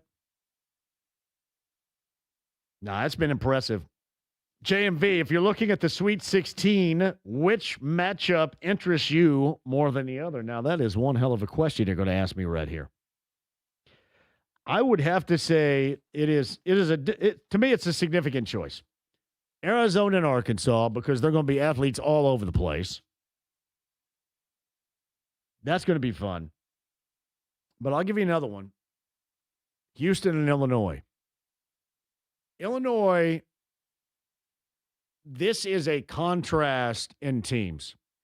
Houston, you always know what you're going to get. You know right now what you're going to get from Houston in that Sweet 16. With Illinois, you don't know if you're going to get superstar knocking down shots up and down the floor, playing tough on both sides, or a team that looks disinterested in hell and is tired of hearing their coach bark at them. You don't know what you're going to get. I find that compelling. The talent for Illinois is there. It's the Forrest Gump analogy of a box of chocolates. You just don't know what you're going to get. With Houston, you do. And it never really matters regarding the personnel. You just always know what you're going to get. So probably those 2. Houston, Illinois, Arizona, Arkansas. I would suggest at the top of the list with UConn, Michigan State. A little bit sneaky there, too. A lot of people had written UConn off. I know a lot of the national folks didn't think UConn because of the way that they'd been on and off most recently and the way that they were depantsed by St. John's at the end of the season. They didn't think they were going to get out of the round of 32. Yet here they are. But I would start with those two in my Sweet 16 at the top of that list. All right, quick break. We'll come back. Tom Deanhard's going to join us coming up on the other side. Tommy D on what he saw yesterday, in particular in the second half. They got Hasselhoff in the first, thanks to C.J. Cox. That means they got saved. C.J. Cox was there for them. We'll check in on the health of C.J. Cox and the second half of this Boilermaker team that, let's just say, against Miami was more like it. More like what we witnessed in Chicago in the Big Ten Conference Tournament. Cam Heide, Texas Longhorns, that Sweet 16 matchup, San Jose coming up on Thursday evening. Tom Deanhard, bottom of the hour. Don't go anywhere. It's 93.5, 107.5 The Fan.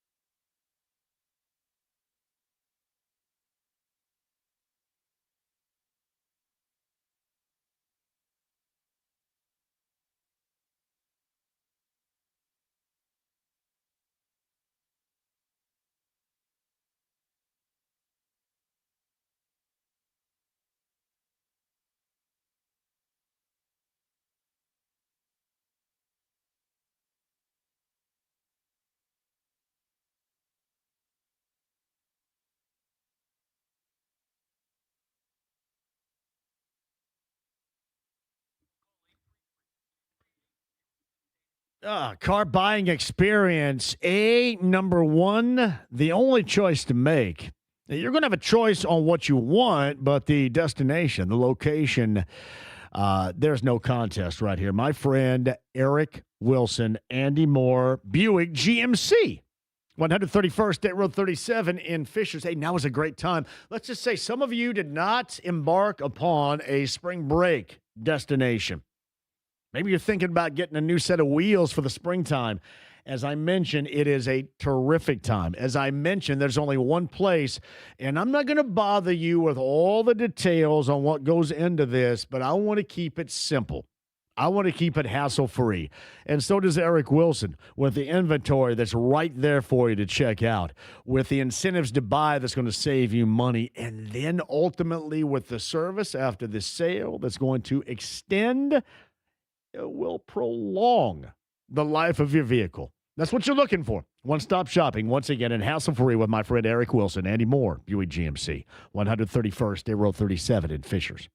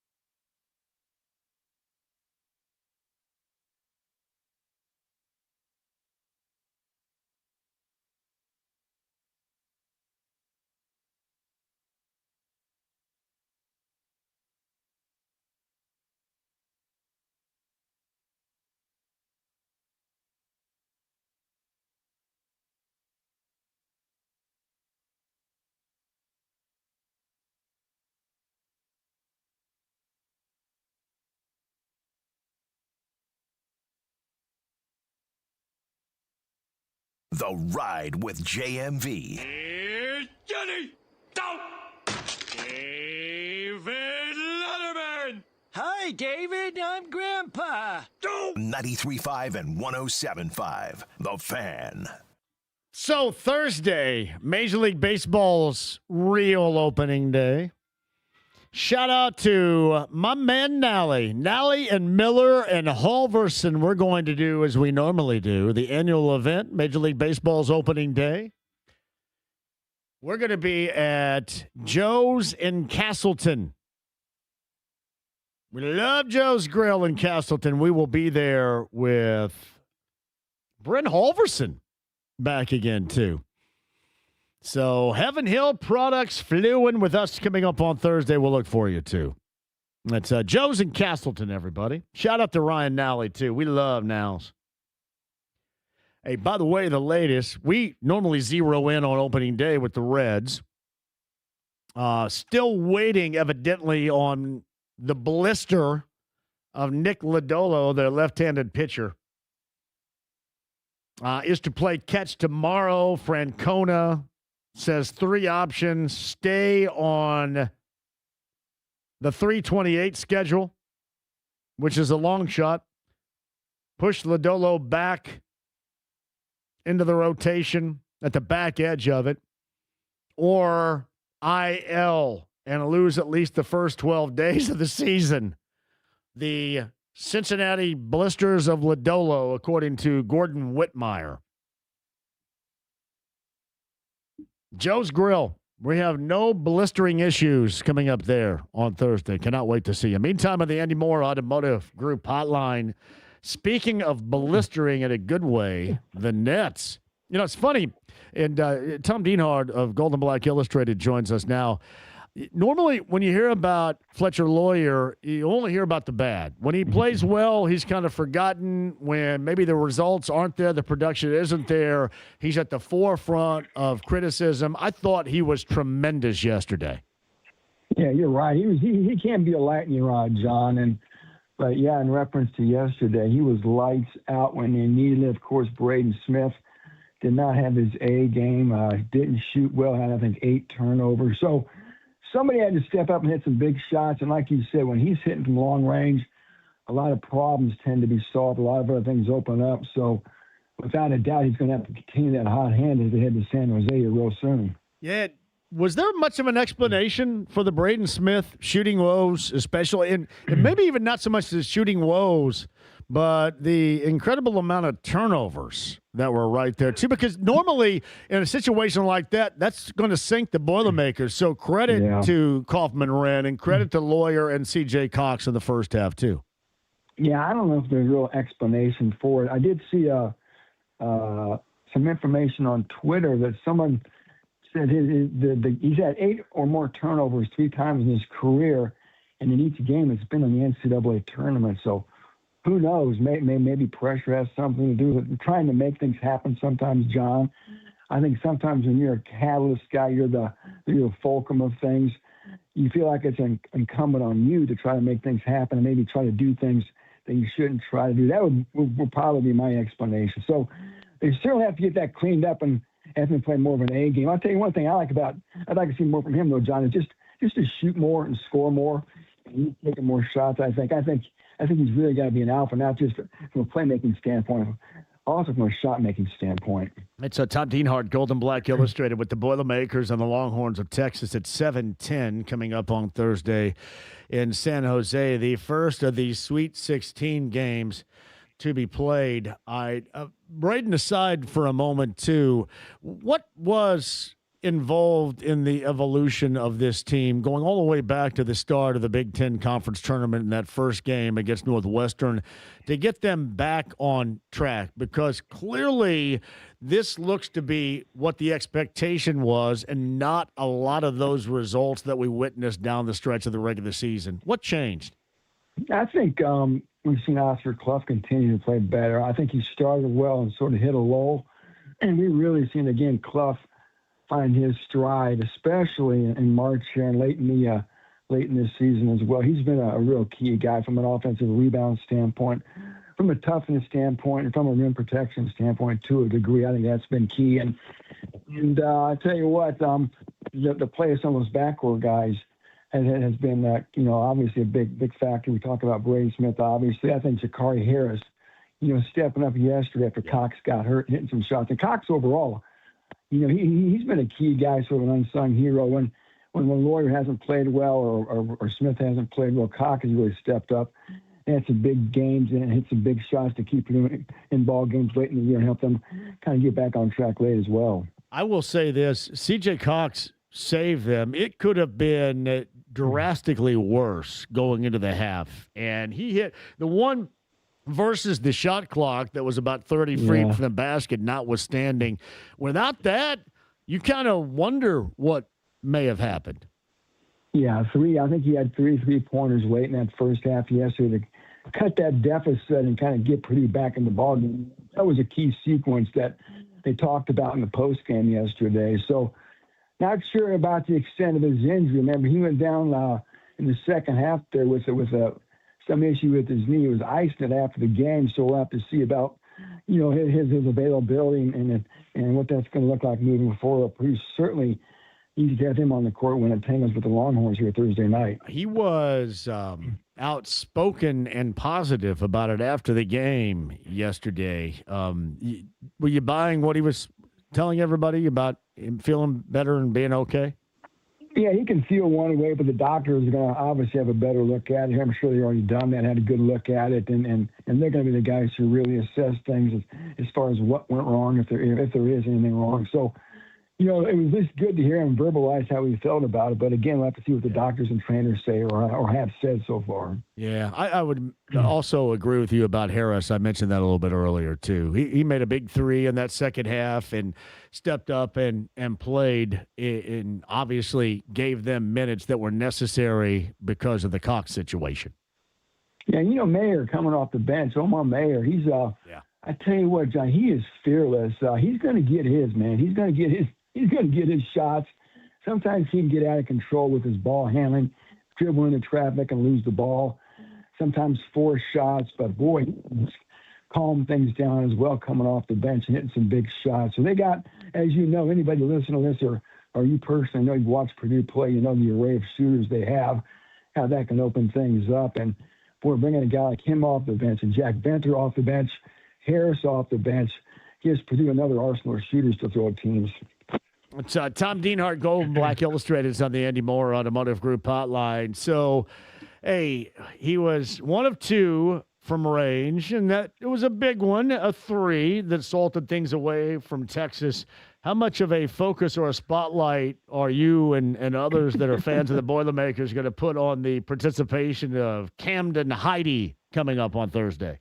All types of focus and attention. That's what the media does. I mean, the players and the coaches are going to say one thing, but certainly We Meet Again is going to be a fun storyline. And, boy, Heidi's athleticism certainly would have been an asset. I don't think Purdue wanted to lose him, obviously, but he went to a nice situation in Austin, Texas, and here we are. He gets to stare down the Boilermakers in the Sweet 16, and it's going to be a fun matchup to see who guards him, what type of game he has. The Texas team, only 11 seed, as you guys know, but certainly playing well coming out of Dayton now in the Sweet 16, having nothing to lose, John. All the pressure's on the Boilermakers. And, yeah, that's going to be a big focus for the media and everybody as that game tips off Thursday night. Camden Heide meeting his old teammates, seeing what he can do. Were they surprised when Heide decided to bail? I don't think they were fully surprised. Him and Colvin, of course, left. Colvin lands in Wake Forest. I don't think so. I think they want an opportunity maybe to play in a different system, have a different role. No, there's nothing wrong with that, obviously. And each guy looks like they found a good place, right? I think Colvin has been happy with his experience in Winston-Salem. And then, of course, Heide as well in Austin, Texas. So good for them, right? That's just the way it is now. So, yeah, it's going to be a lot of fun. But, of course, man, I know you got to be Texas. Then you look what's looming after that, right? Arkansas, Arizona. The lifting only gets heavier if Purdue should get by the Longhorns. Do you envision a spot for Jacobson at any point? Or, it's just spot minutes. I guess maybe if you end up getting Arizona, maybe some spot minutes somewhere there. But yeah, it doesn't seem like he's going to get too much run here the rest of the way. It's going to have to be about matchups, like you said. Sometimes he can really look lost on defense and still not overly physical. He is he has that physique you want from a rim protector, a true rim protector. But again, he looks like he doesn't always have a lot of confidence. Again, we know about his physique not fully developed yet. And just his acumen on defense, he sometimes looks like he can get lost in the shuffle. He can bring you value, but look what we saw yesterday, right? I think he only played 2 or 3 minutes. So, like you said, if the matchups are right, we could get larger doses of him moving forward. Hey, Tommy D, so give me the minutes adjustment, the starters adjustment. Let's just say if C.J. Cox cannot go, and the worst is the worst coming up on Thursday. Well, yeah, I think Harris probably gets to start, right? And you still have the other guys off the bench. Banter coming off the bench, of course. Mayer coming off the bench, and it's obviously going to just be a shorter bench. And you have to hope that you stay out of foul trouble. Sometimes a shorter bench isn't a bad thing, but increased minutes for everybody off the bench. And at this point, moving forward, Braden Smith could be a guy pulling 40 minutes, 38 minutes.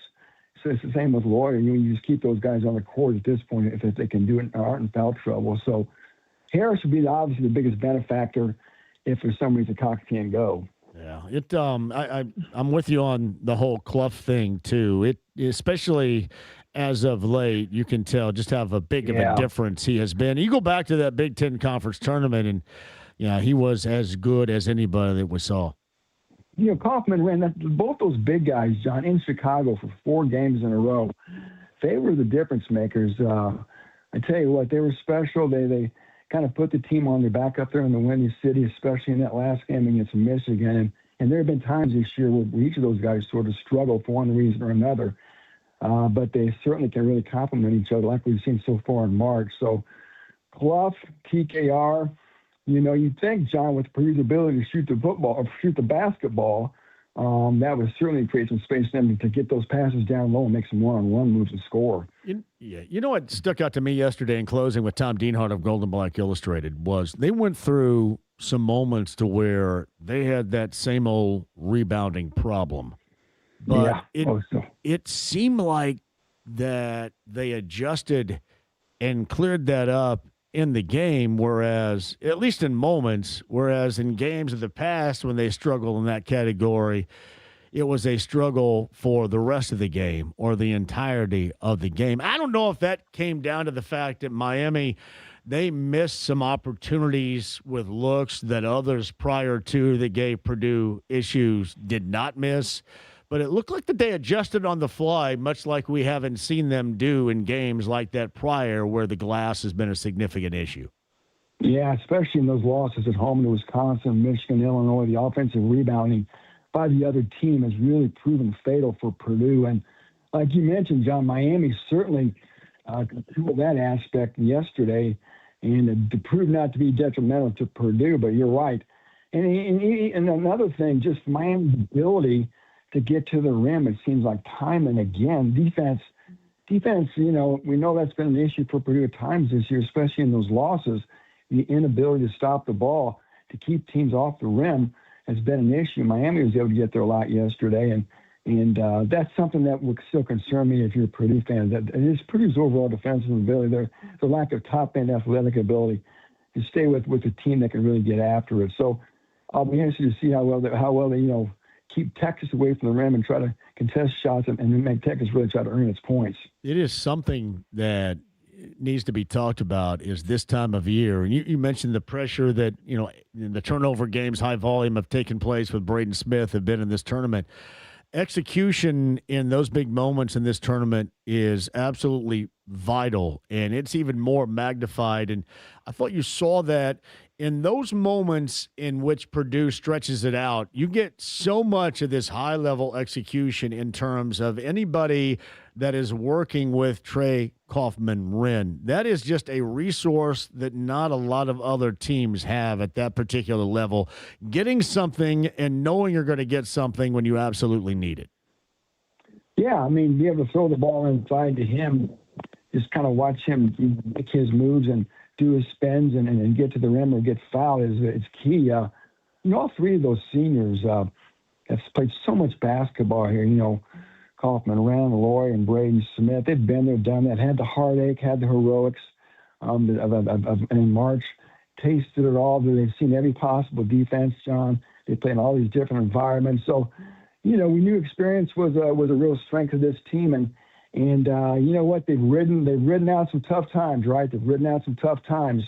And here they are soaring again. So you never want to count out a team that has that experience and that savvy and has that hunger, knowing this is their last run through it. So it could be a very interesting weekend if they get by the Longhorns and then maybe match up with Arizona for a chance to get to the Final Four. John, last year they got to the Elite Eight. Remember, lost a tough game to Houston. You know, we'll see if maybe they can go 2 steps more here and get to a second. That's what I'm talking about. And that lack of execution on that final possession was one that they would love to have a do-over on. And, you know, this time of year doesn't allow you to have a do-over. Yeah, and you can't. Yeah.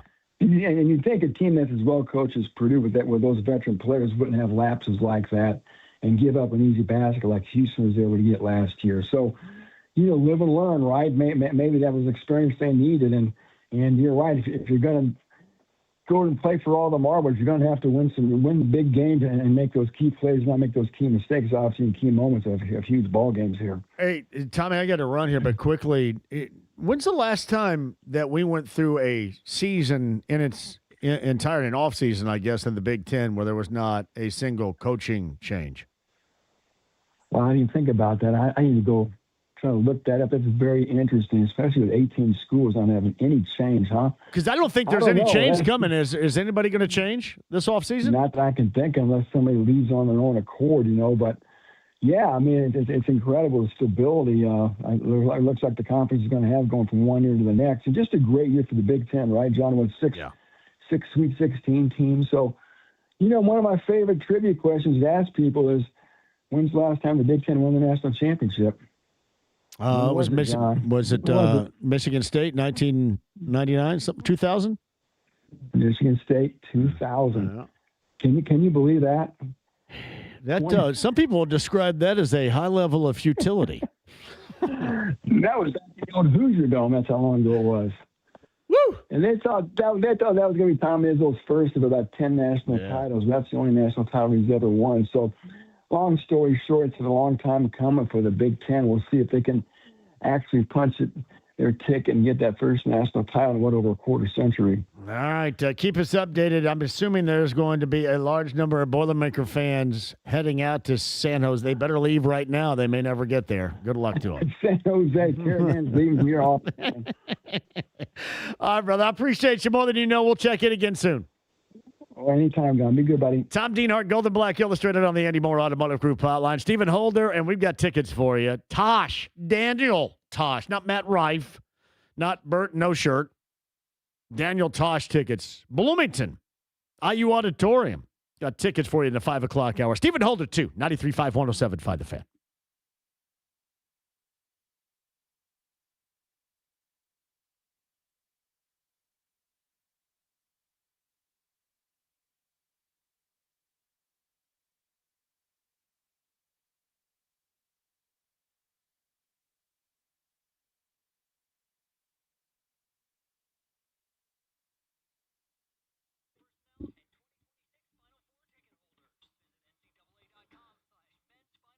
Hey, JMV here every 2 or 3 years. Start seeing cracks in the paint on your house and dread the thought of climbing up that ladder and risking your safety.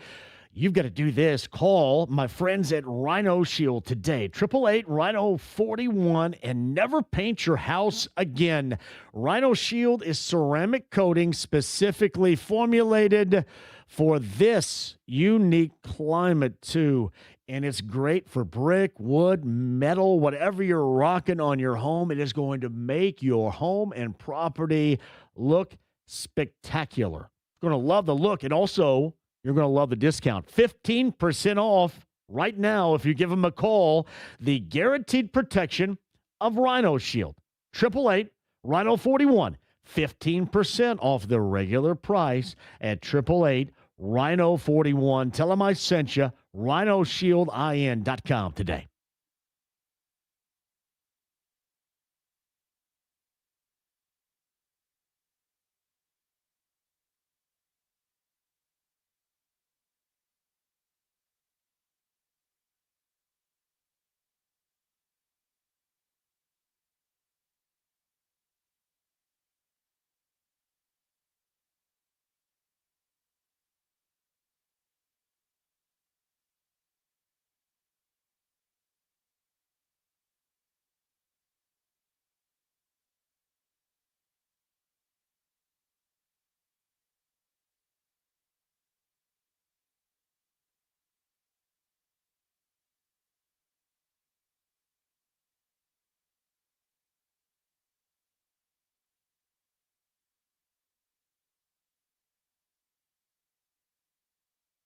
The Ride with JMV. Now you listen here.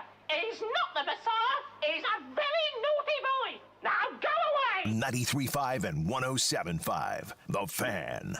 I'm John. Thank you for joining us. A bright, sunshiny day. It was bright, sunshiny yesterday, but it was 88 degrees. It was an all-time high. 88 degrees in March. We deserve that. All-time high yesterday. JMV, I watched you and Hagan last night on 59 Overtime. Well done. I enjoyed doing 59 Overtime with Chris Hagan. Thank you very much for watching that. Yeah, I mentioned a busy week. Wednesday, me and our good guy, Tommy S. We're going to be at Coach's Tavern coming up on Wednesday. Thursday, we kick off the Major League Baseball season. Joe's Grill in Castleton. Nally, Miller, Holverson, Heaven Hill, me, and you. A celebration that is unlike anything since Kool and the Gang. True story. Thursday, Joe's Castleton. I have not seen this place, and you guys can give me a shout. I've heard that the venue is large. And we know this to be true. The Ale Emporium is awesome. The Ale Emporium on Friday in Avon. Where's that? US 36 in Avon? The Ale in Avon with Coors Light coming up on Friday. I have not been there. So you have 1, 2, 3 opportunities, Wednesday, Thursday, and Friday, to join the show. James, correct me if I'm wrong.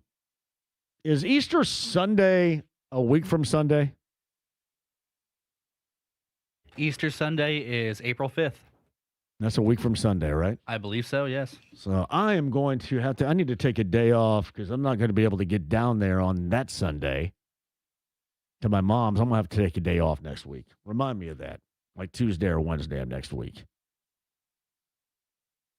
I'm going to have to do that. G is not going to be happy. It's a rarity when she is happy. So, yeah, remind me of that. I got to take a day off next week sometime, like Tuesday or Wednesday. Something like that. I know a lot of people around here on spring break. Hopefully you're enjoying that. Keep this in mind, too. The Fan Invitational 2026 Golf Outing presented by Franciscan Health, April 30th, Legends Golf Club. You know, play golf. That's great. Enjoy. That's great. Food, beverage, fun, golf, fellowship, whatever that means. I'm starting to use that word a lot, fellowship. We've got food, drink, and fellowship. Here's some fellowship I'm going to give you. I'm going to give you a beating in the basketball shooting game. I know Tucker Barnhart's going to be there. Don Fisher is going to be there. I've heard Drew Storn is going to be there, if only to take me on in the basketball shooting competition we're going to have, which, good, I'll take on all comers. I just want to see you guys there because we moved this up to April the 30th. To make sure we have more and more fun, and it's not at the start of the school year and got everything else going on in the middle or late August. April the 30th, Legends in Franklin, the Fan Invitational 2026 Golf Outing presented by Franciscan Health. And by the way, you can get screenings while you're there, too. Check up on that health. 1075thefan.com. The Fan Invitational Golf Out. A speaking of Tucker Barnhart, I think he's going to join us at Joe's on Thursday, too. Former Major League catcher. Yeah, maybe we can even get Drew Storn out there. I'm not sure. I know Tucker is going to make that appearance coming up on Thursday. Hey, we are going to have a blast. A new entertainment edition added to the Final Four weekend list. We'll get to that. Boilermakers advance once again to the Sweet 16. Tom Deanhard of Gold and Black Illustrated. Podcast at 1075thefan.com. Is Thomas F. Crean on this show tomorrow? True? That is true. Tom Crean's on the show coming up tomorrow. When is the last time? Has anybody done this research? Because I'm sure as hell not going to do it. The last time we went through an off season and there's not been a Big Ten basketball coaching change. What do you got? That on the other side, Stephen Holder's got an interesting article up at ESPN.com regarding the Colts and their path this offseason. That and more, and I know he's bummed, I'm sure, about his Miami Hurricanes. Not once, but twice in the state of Indiana.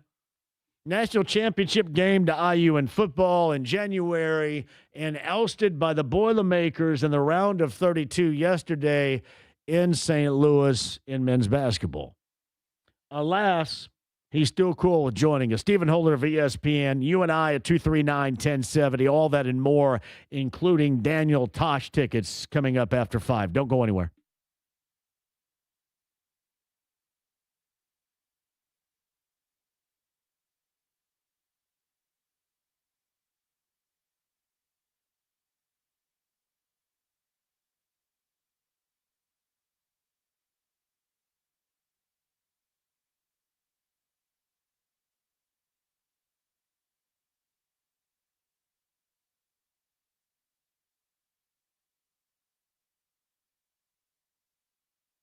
John for Love, Heating, and Air. You guys good to go?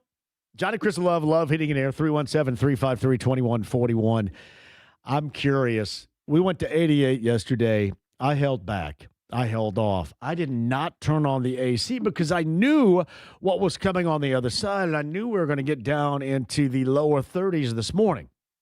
So I held off. How many of you went with the AC? So think about that. You go warm, AC, back to warm again. That can work against you.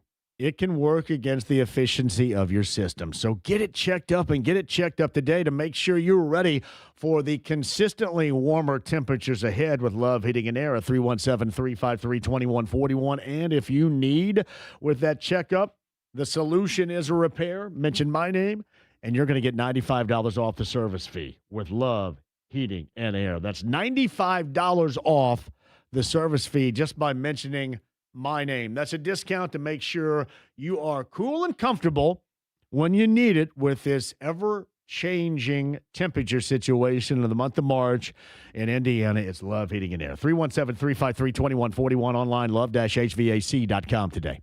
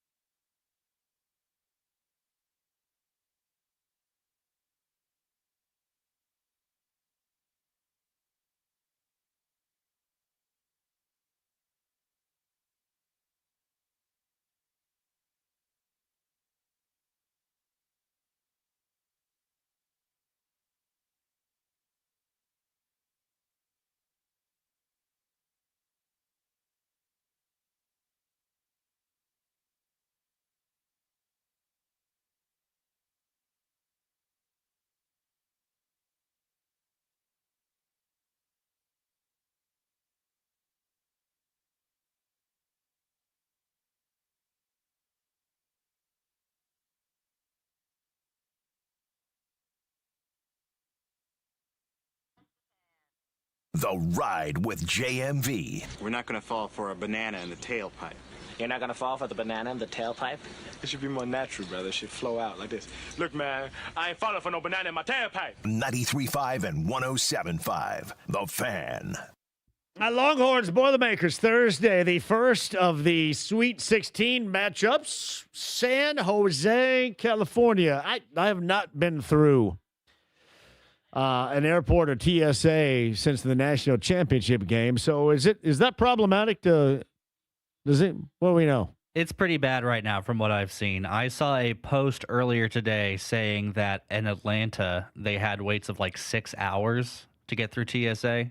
So, and then spring break too, which is even more magnified for many.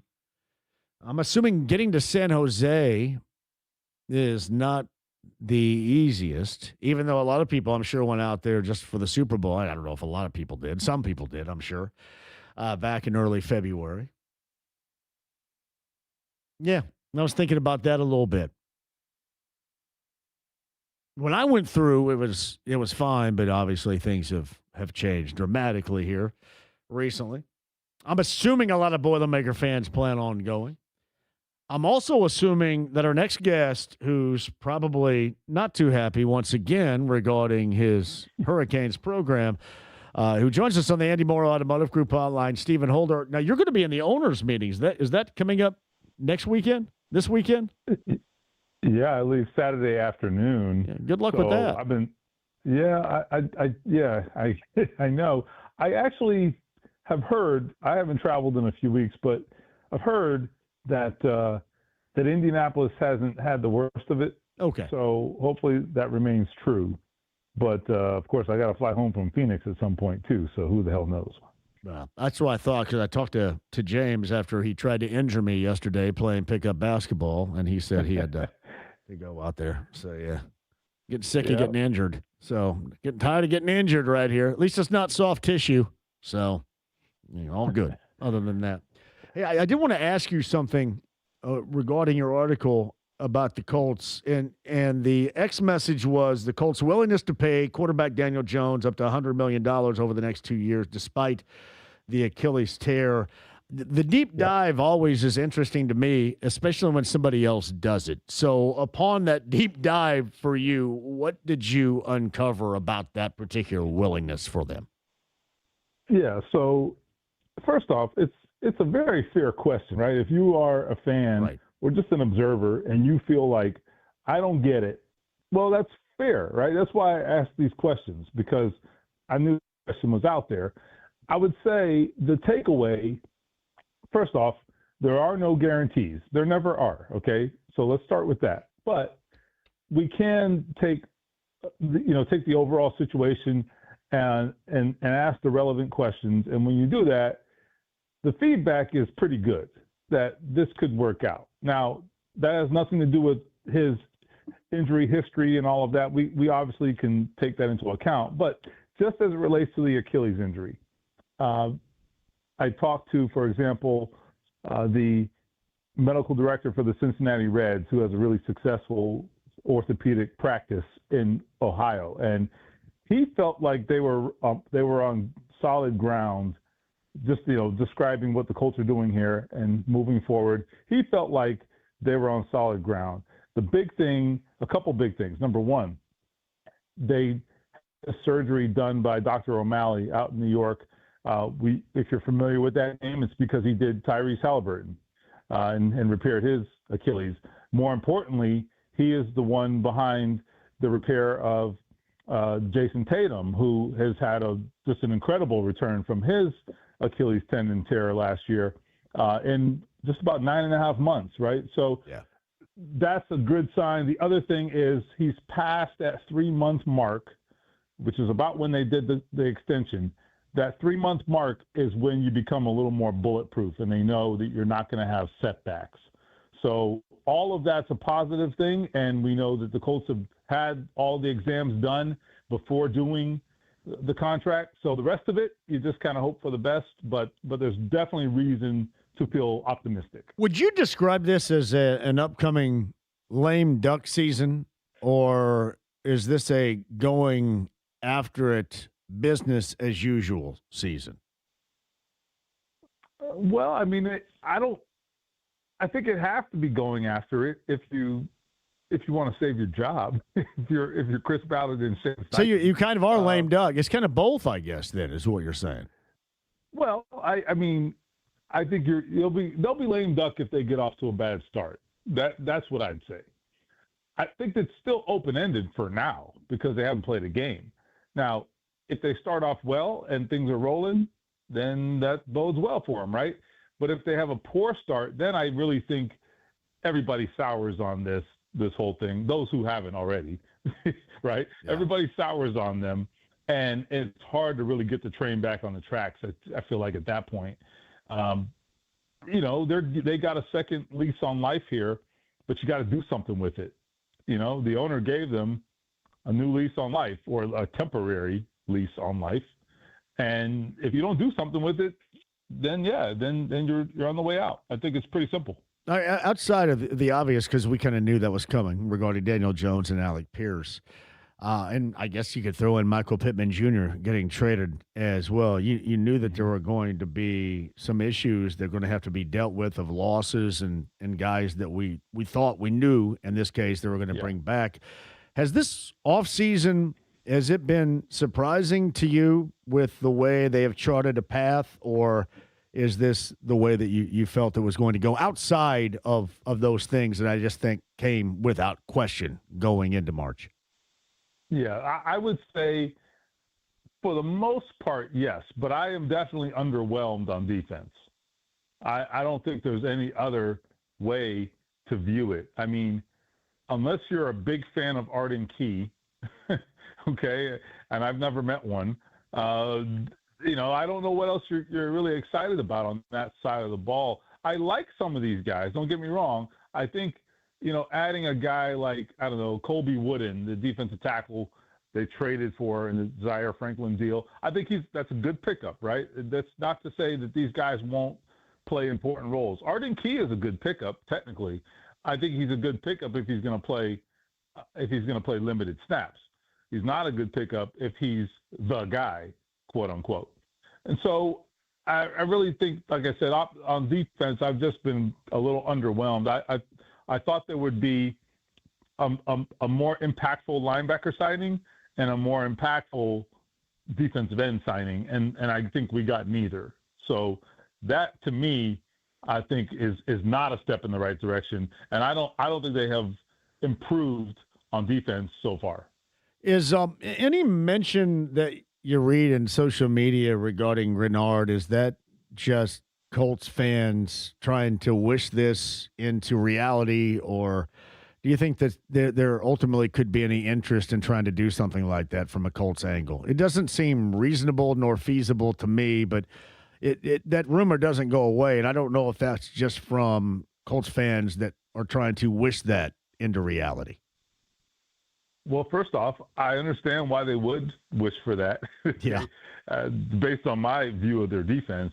But I would just tell you, I'm not saying this is the end-all, be-all, but based on what I know, I have seen no indication that they're really making a push for that. Okay, and I am not saying that it's impossible that they are. It is possible. It may just be kept under wraps, right? But I've not seen any indication that they're making a big push to acquire Jonathan Grenard. Now, I think with these things, the price tends to go down and not up, okay? So that doesn't mean this is over, okay? We're still a month out from the draft, which is when a lot of deals actually happen, okay? So let's see what happens. I mean, they've added a couple of late picks already. Maybe they can keep doing that in some fashion. I don't know. Maybe they move around during the draft and acquire other picks. Chris Ballard has a history of doing that, and maybe that gives you more ammunition. So I think it stays on the table, as far as I'm concerned, until after the draft for the most part. And then, these things tend to surface again in training camp around that time, if nothing happens before. But I think for right now, I would say I lean towards saying that's probably not happening, but I would not rule it out completely. Stephen Holder of ESPN and ESPN.com. He is on the Andy Moore Automotive Group hotline. Do they believe that Laiatu Latu can be the solution of what we're talking about regarding, Grenard rumors or the swinging and the missing that evidently happened regarding Trey Hendrickson? Can he be a solution? And to add to that, might they just do something like a Justin Houston of years ago, bring in that old guy you and I have conversed about before that has at least an impression in the past of putting on some quarterback pressure, if not consistent, to add to an equation where you just didn't get the job done the way you wanted to this offseason at that position? Yeah, I think that's really what they'd be limited to at this point would be, that Justin Houston type of acquisition. And frankly, I'm not even sure who that is at this point. I'm not entirely sure that's available to him. I think there's a couple guys out there, but it's not going to move the needle in a major way. And I think with that Justin Houston acquisition, I'm not saying they got lucky. I wouldn't use the word lucky, but they also they had to kind of hope and pray that worked out. It turns out it did, right? But we've also seen signings like that not work. Okay, so they got the good end of that deal in that particular instance. When you're signing, 32-year-old pass rushers, I mean, it's 50-50, man. Okay, let's just be honest, right? So that's kind of where they're at this point. Like, anything they acquire at this point, it's going to be somebody with warts, somebody who's old, somebody who's injured. It's going to be something where the odds of it succeeding are not overwhelmingly in your favor. And that just says that you do have to, going back to your question about Latu, yeah. I think you are, by the situation, you are relying much more heavily on Laiatu Latu. You're banking on him taking a big step this year. Maybe he will, but I think it is a lot to bank on. The other thing you're banking on is that JT Tuimoloau is going to take a step, whereas last year we barely saw him play. So, he has to play this year as of now. That's a lot to bank on, I would say. I'm going to say this, and I was for it, so I guess I should shut up. But the impact of Sauce Gardner and that trade, it seems like that he is going to have to be stratospherically awesome for things to go right, because there are so many pitfalls around what could happen or what they're unable to do right now because of that deal and their situation they are because of that deal. I just, you ever stop and think just how good he is going to have to be to justify the situation they find themselves in right now? No, it's a good point. I believe that he needs to be the Sauce Gardner of year 1 and 2, his rookie year and his second year, when he was truly one of the best defensive players in the NFL. I think that's a fair description. I think he has to get back to that. And he's still been good. Okay, let's be fair about this. He's still been good the last couple of years, but I don't think you could say his impact was quite what it was when he was an All-Pro those 2 years. He has to be at an All-Pro level, I think, ultimately, for this to feel like it was a trade that paid off.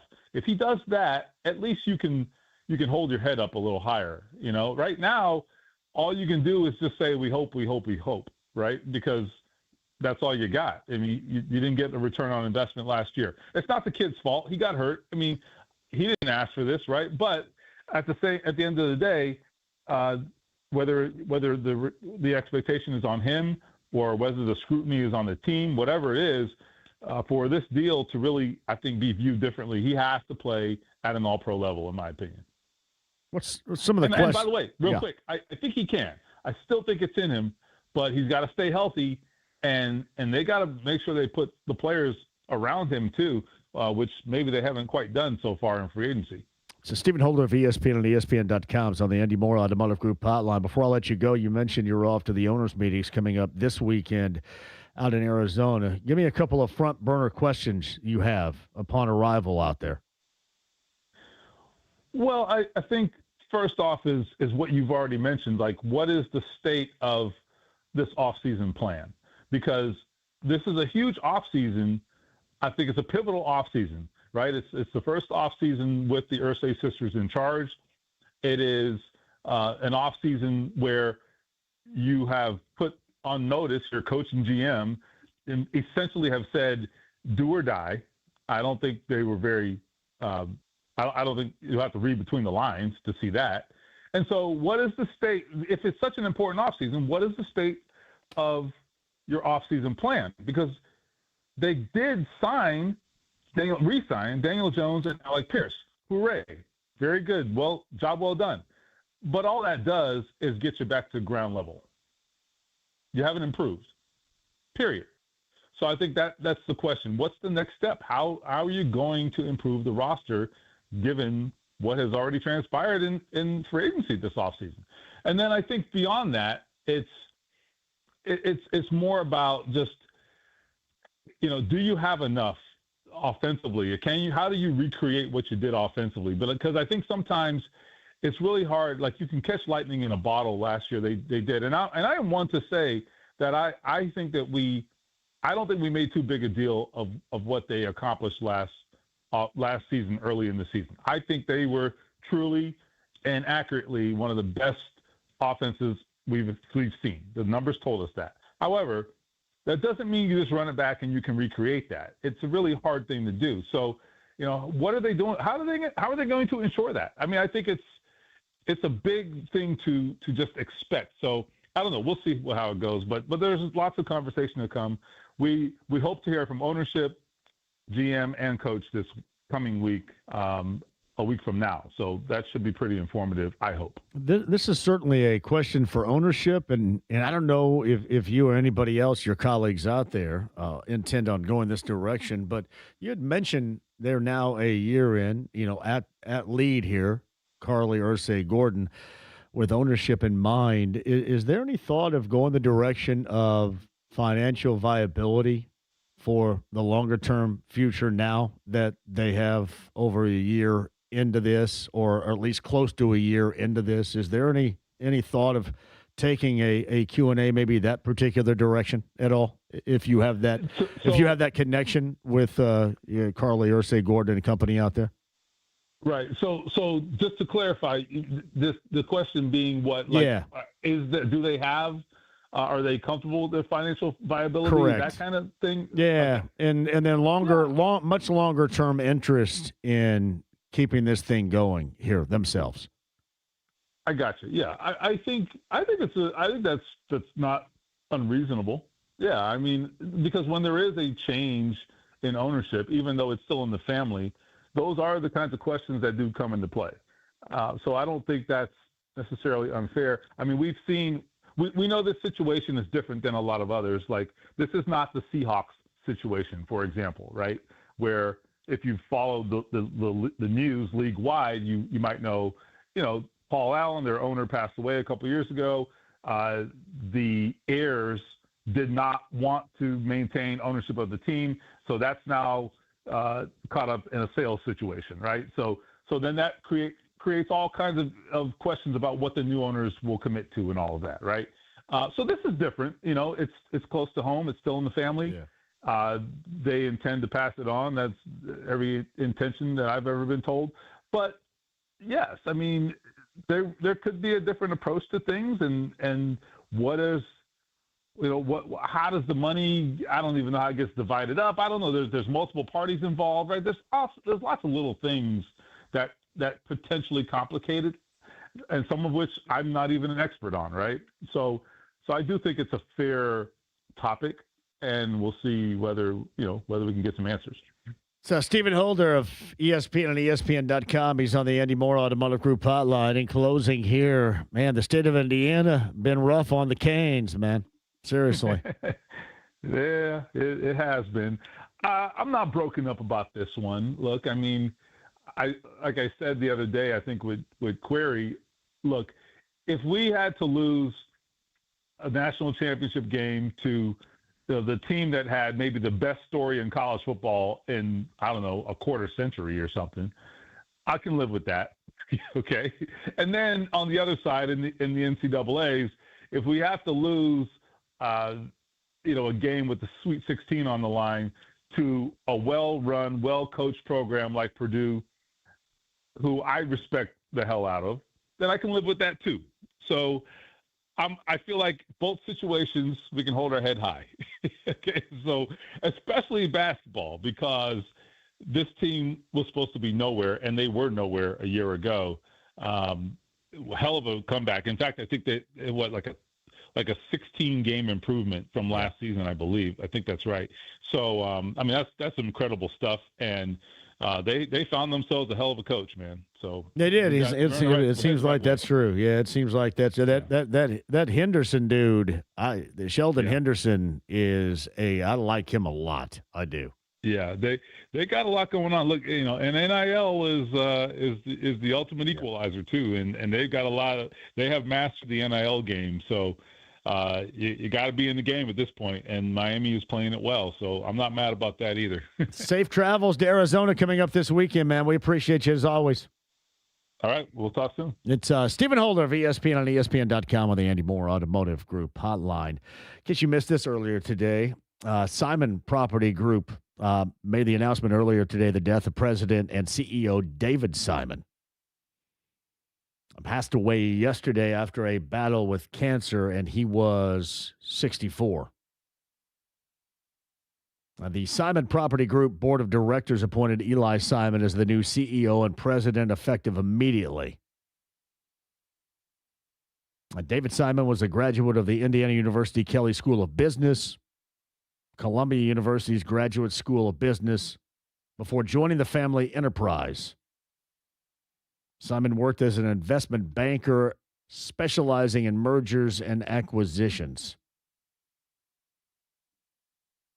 And in case you missed this today, too, Herb Simon and Pacer Sports and Entertainment issued the following statement on the passing of David Simon. Quote, "My family and I are deeply saddened by my nephew David's passing. I was proud to see him grow into an exceptional and transformative leader whose vision, dedication, and discipline helped shape Simon Property Group into the world's leading retail real estate company.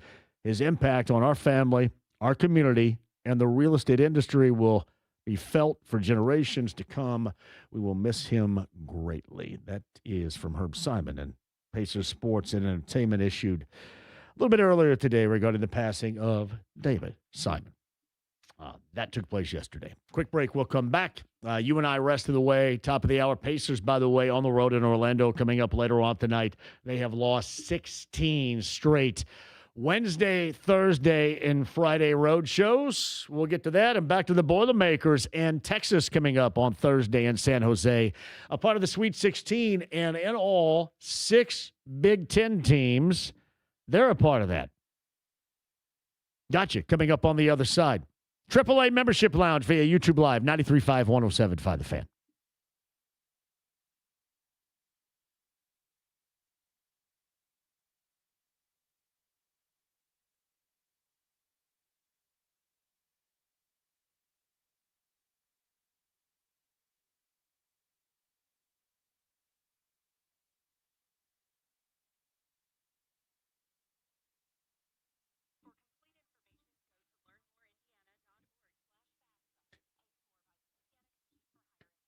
No, it's John, and I love the District Tap. I was there with my friend from Bud Light for the Mini Hoops Mania Championship, the finals this past Saturday. It was awesome, by the way, too. That was Clearwater Crossing on the north side. 2 locations to make sure you are good to go. North side, of course, with the happy hour specials, TVs everywhere, and the damn good food. And then the downtown location. By the way, if you're up at Clearwater Crossing, maybe later on tonight, maybe later on this week, make sure you seek out and say hello to our friend Sammy, who was excellent this past Saturday with us while we were up there for the Mini Hoops finale. Sammy, who was behind the bar, excellent. Just a part of the greatness that Michael's put together with the 2 District Tap locations. Northside, Clearwater Crossing, downtown Indy. So much is going to be going on downtown. You will want to make sure you're a part of that at the District Tap. To find out more, thedistricttap.com today.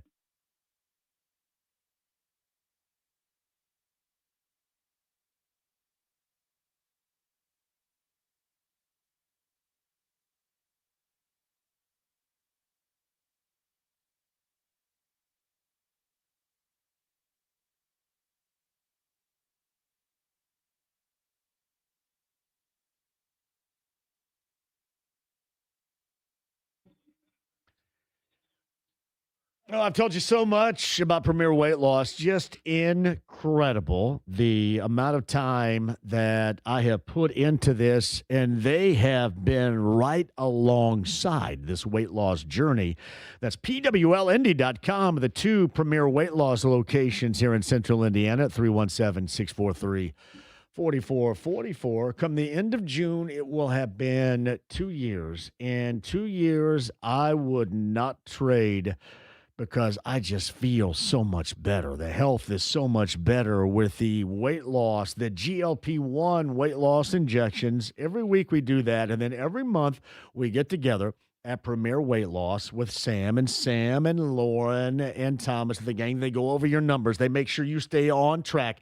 They make sure you're on track to reach your goals. That is what this is all about, for you to feel better, for you to be more healthy. That is Premier Weight Loss. Give them a call today if you're ready to start that journey. 317-643-4444. The Fishers location, too, 317-567-9100. Ask them, too, about the Botox, the skin tightening, and the electronic toning machine that they have right now. I've been doing that. Let me tell you, that works fantastically. Give it a try today at Premier Weight Loss. Again, 317-643-4444 in Indy. In Fishers, 317-567-9100. Tell them I sent you online. That's PWLindy.com.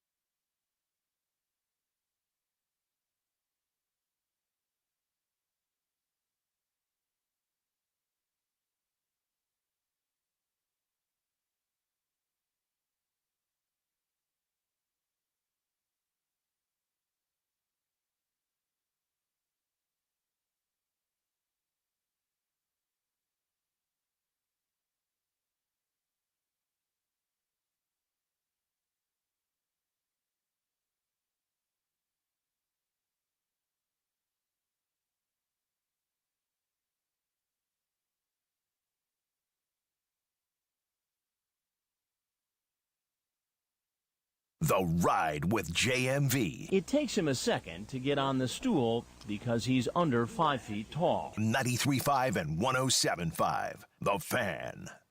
Daniel Tosh is a week from tomorrow at the IU Auditorium. Number 30, James, you want to go with Daniel Tosh? IU Auditorium? 317-239-1070 on the text line. Number 30 is going to go see Daniel Tosh. A lot of you still will be on spring break, so if you hung around Central Indiana, your chance to go down there and check out the comedy of Daniel Tosh at the IU Auditorium. That is a week from tomorrow. Number 30 on the text line at 317-239-1070. Have at that. Busy day so far today. Thank you guys for joining us and being a part of it. Tom Deanhard of Gold and Black Illustrated. Boilermakers into the Sweet 16. We talked about that, the game yesterday over Miami of Florida, the Hurricanes, which was nice.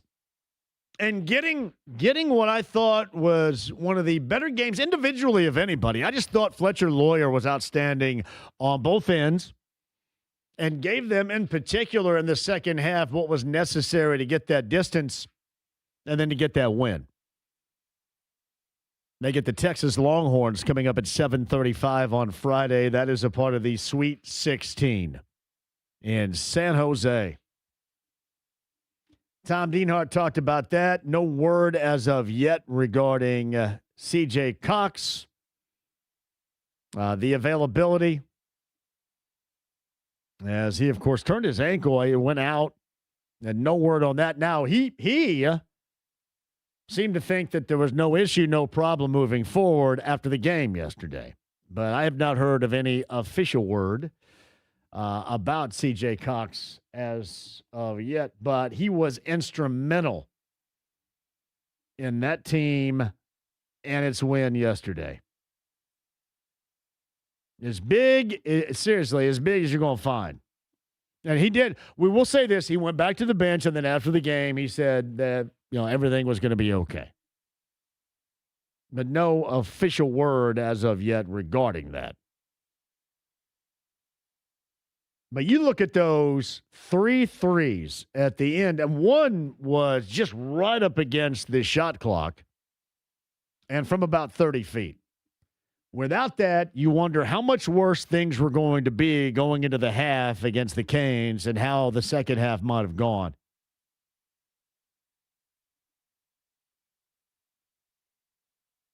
But it was impressive. Texas, Purdue, check that, not 7:35, as I just said, 7:10 coming up on Thursday.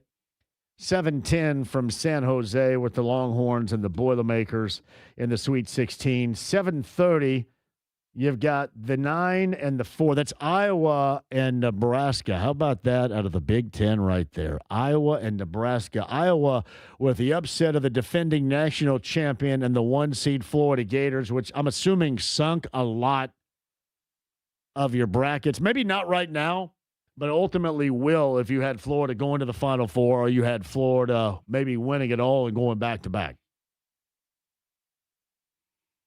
As of right now, I am firmly in contention. I think really everybody is. This weekend, we're really, unless you went just wild or if you did have Florida wing at all, you're right now sitting there sunk. Or if you had a Final Four makeup of Florida and Virginia, who else? Otherwise, everybody, like for me, I went Houston, Michigan State, Purdue, and Iowa State. So everything is still firm. Everything is still intact right now. But Iowa, what was most impressive about that is they got off to a tremendous start.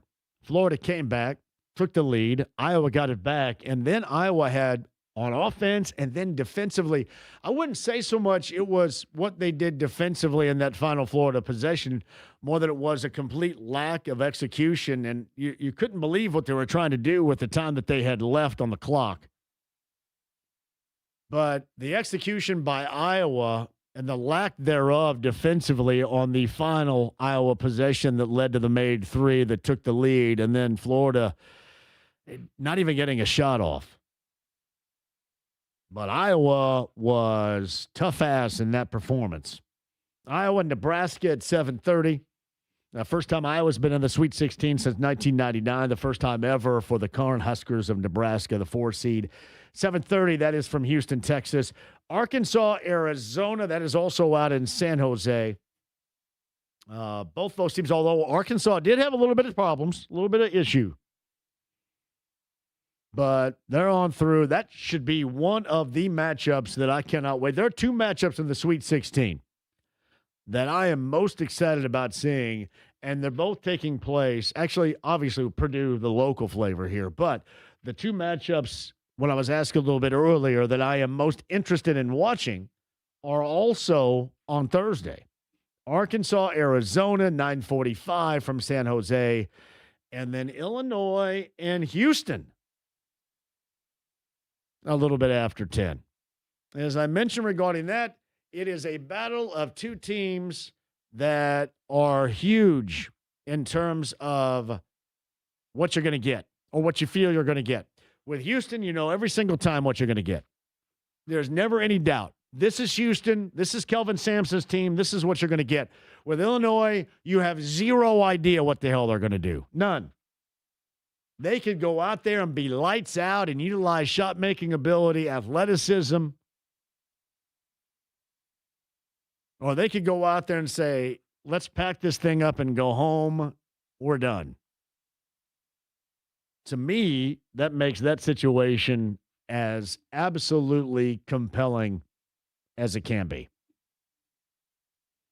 The Friday Sweet 16 matchups would include at 7:10 St. John's and Duke.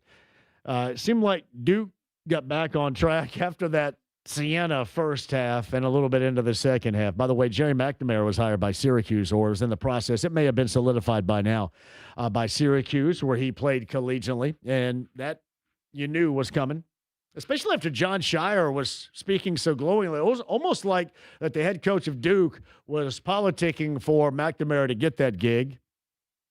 Duke, St. John's survived against Kansas. Alabama, Michigan at 7:35. That's in Chicago at the United Center. By the way, St. John's and Duke, Washington, D.C. Michigan State and UConn, 9:45 from D.C. And Tennessee and Iowa State from Chicago. A lot of Michigan fans, I'm assuming, and a ton of Iowa State fans should be in the UC in Chicago coming up.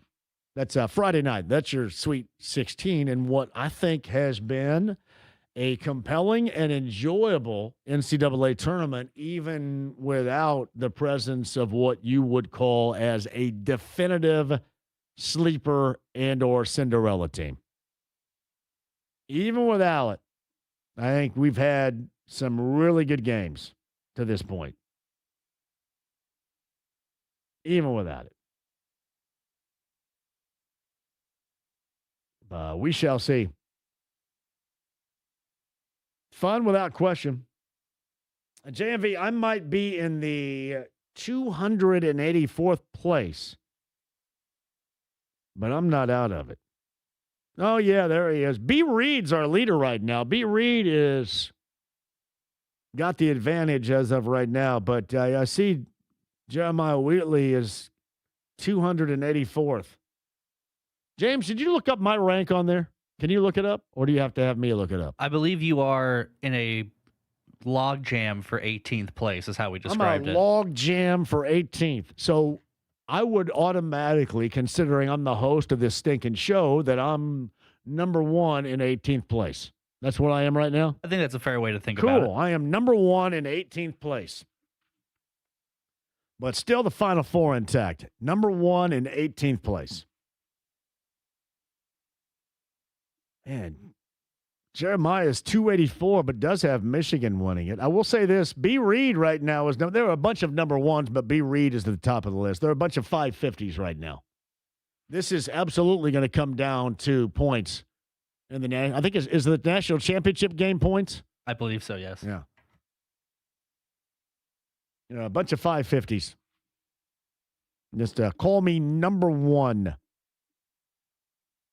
in 18th place, and I shall take that without question. All right, Wednesday, Coach's Tavern, downtown, me, Tommy S., and you guys. Thursday, we're going to open up, even though I guess there's going to be the Yankees and the Giants from Frisco on Wednesday on Netflix. I'm going to tell you, it's kicking and screaming for me, but we might as well get used to it. That's where we're going.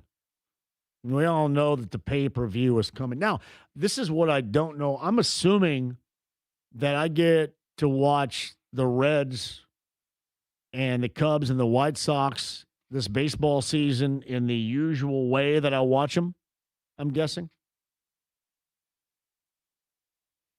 But normally, opening day has to do with the Reds. They have everything going on over there, the whole parade and everything. But we also celebrate the opening day of the Major League season at Joe's Grill in Castleton. It is Ryan Nally, Ryan Miller, Brent Halverson, and me. I think Tucker Barnhart is going to join us. That is on Thursday with Heaven Hill Distillery. We shall see you in Castleton at Joe's Grill coming up on Thursday for the start of the Major League Baseball season. And then Friday, for the first time ever, for me, because it hasn't been open that long. What's it been, like a week or two? The Ale Emporium in Avon. Avon went out and got themselves an Ale Emporium, everybody.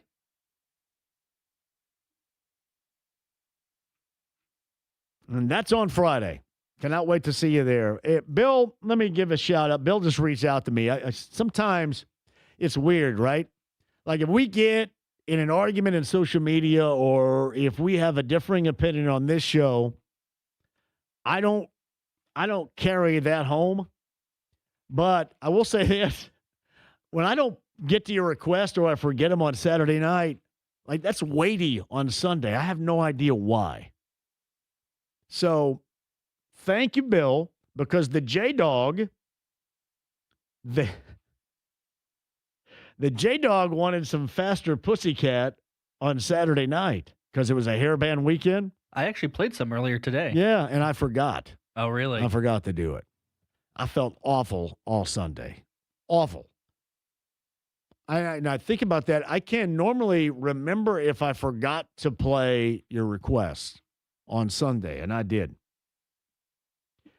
Dog says, you're excused, JMV, although Saturday night he gave me a look like, what is this hippie chick crap? Where's my pussycat? Hippie chick it was a request, I think that came in from Westchester, Ohio, that somebody wanted. There was a Skids remix, a mini mix, if you will, that has the Smiths and How Soon Is Now and what samples it in 1990, Soho and Hippie Chick. So that's where that was created right there. You got to blame, I think, have the J-Dog Bill blame Westchester, Ohio, because that's where that request came in on Saturday. But thank you guys for listening. All right, quick break. We shall return. All right, what we got? Pacers coming up later on tonight. Do we have to go a little bit after 6? Is this the truth here? That is the truth. We got a little bit of extra time. Hey, how long in this extra time? We will probably be going till about 6:07-ish. 6:07-ish, so a little bit of extra time. Maybe a little thing, anything goes maybe coming up after 6 o'clock. Don't go anywhere. 93.5, 107.5 The Fan.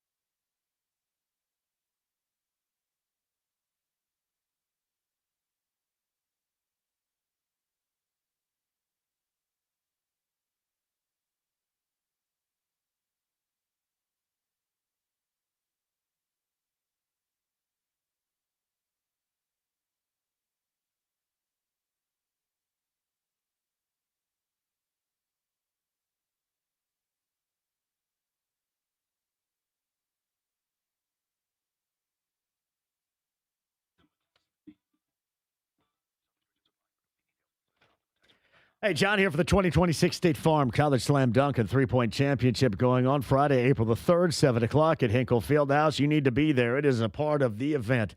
The weekend event that is the Final Four in Indianapolis. This is awesome. 24 graduating men's and women's college basketball seniors. So what you're going to get 3-point shooting, high level, athleticism, and a slam dunk competition, all right there for you at the legendary Hinkle Fieldhouse. The 2026 State Farm College Slam Dunk and 3-point Championships, Friday, April the 3rd, 7 o'clock, Hinkle Fieldhouse. You guys want to get tickets? Here's how you do it. collegeslam.com/tickets. That's collegeslam.com/tickets today.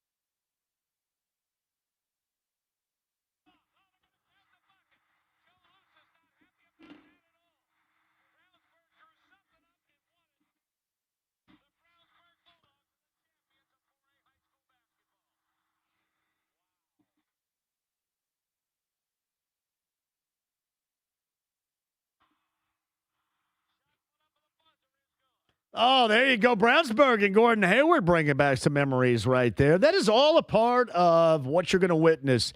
Now we're down to it. The state championship games coming up on Saturday. Here is your schedule. Triton and Bar Reeve, Westview and Park Heritage. That's 10:30 and 12:45 for the Class A and the 2A finals, respectively. 3A, New Haven and Cathedral at 6. 4A, Crown Point and Mount Vernon at 8:15. Telling you, just like that, compelling moments that live forever in the state of Indiana and Hoosier hysteria, basketball legend. Be a part of it. Get your tickets right now for the state championship games coming up on Saturday. IHSAA.org. Get your tickets now. IHSAA.org.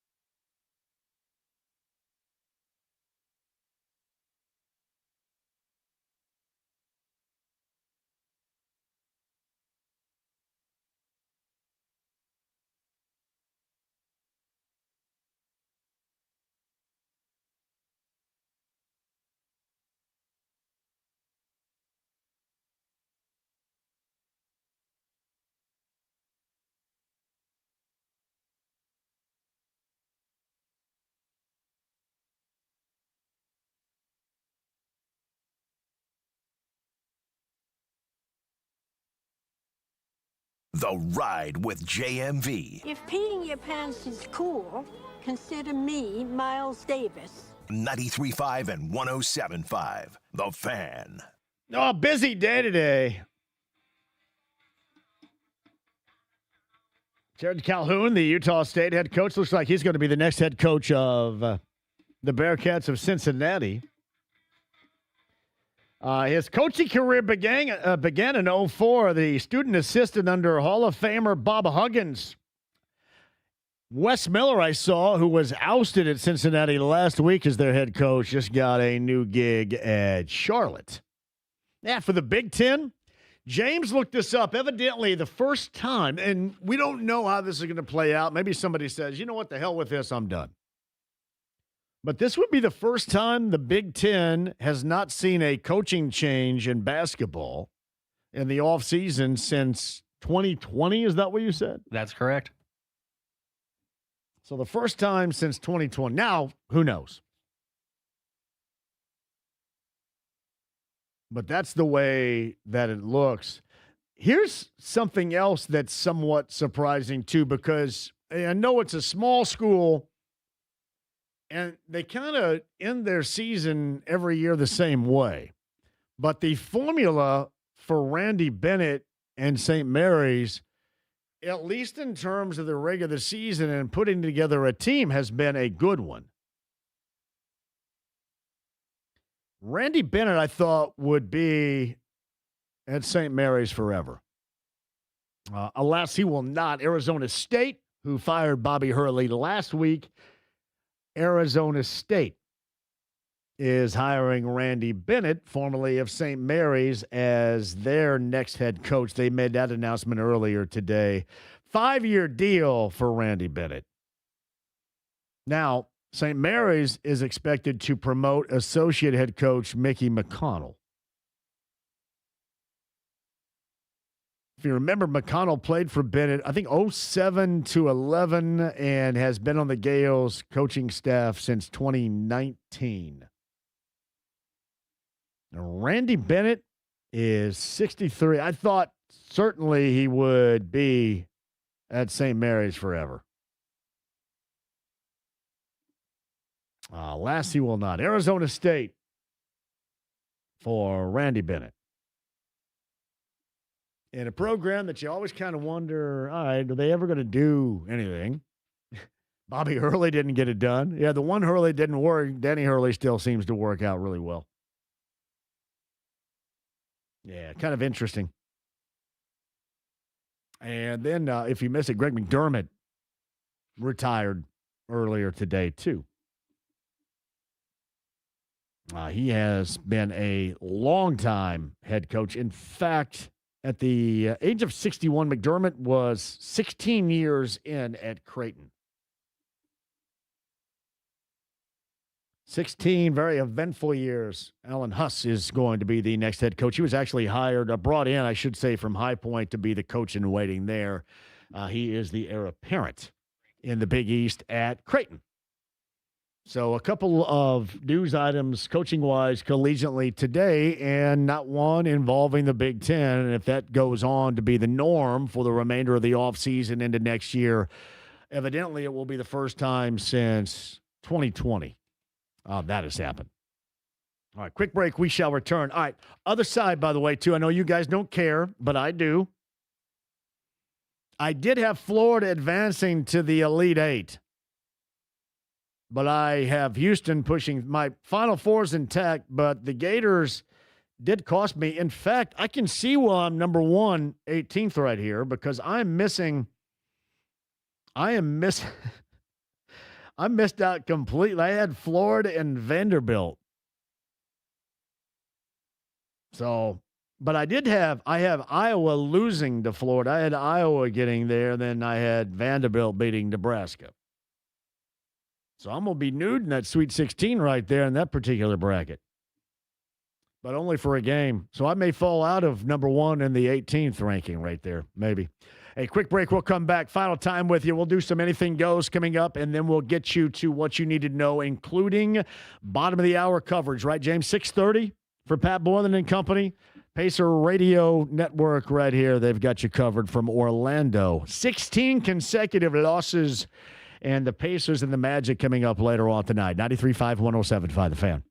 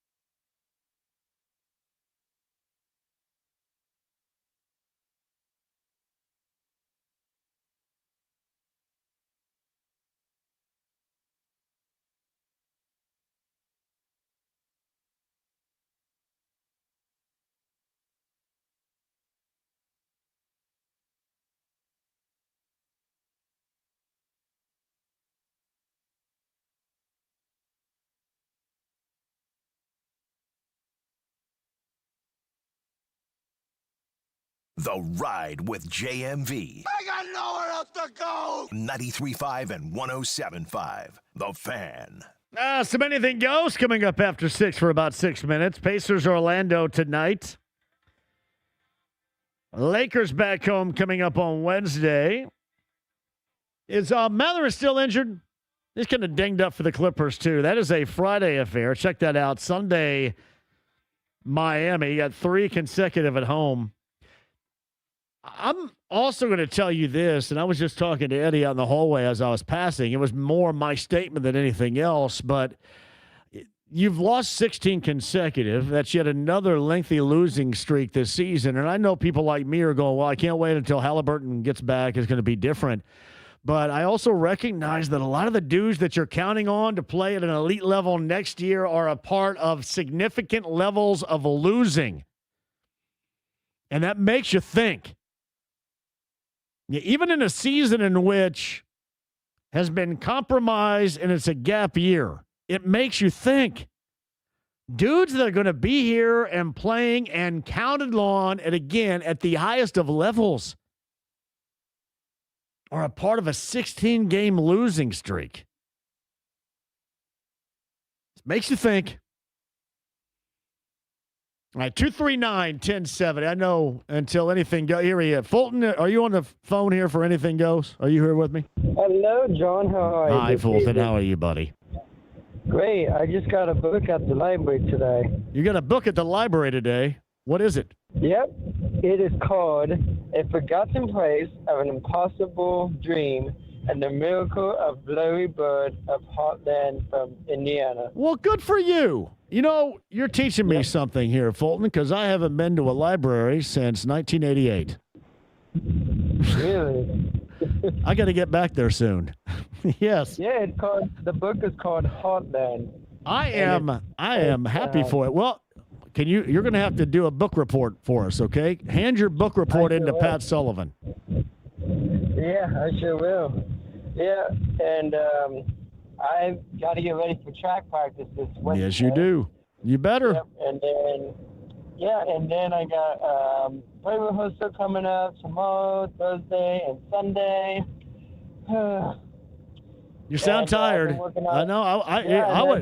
I would be exhausted too if I had your schedule, buddy. Yeah. My mom and I have been working on a bracket, the March Madness bracket. Okay. And we won a bracket. Well, I picked the bracket for Purdue to win. I gotcha.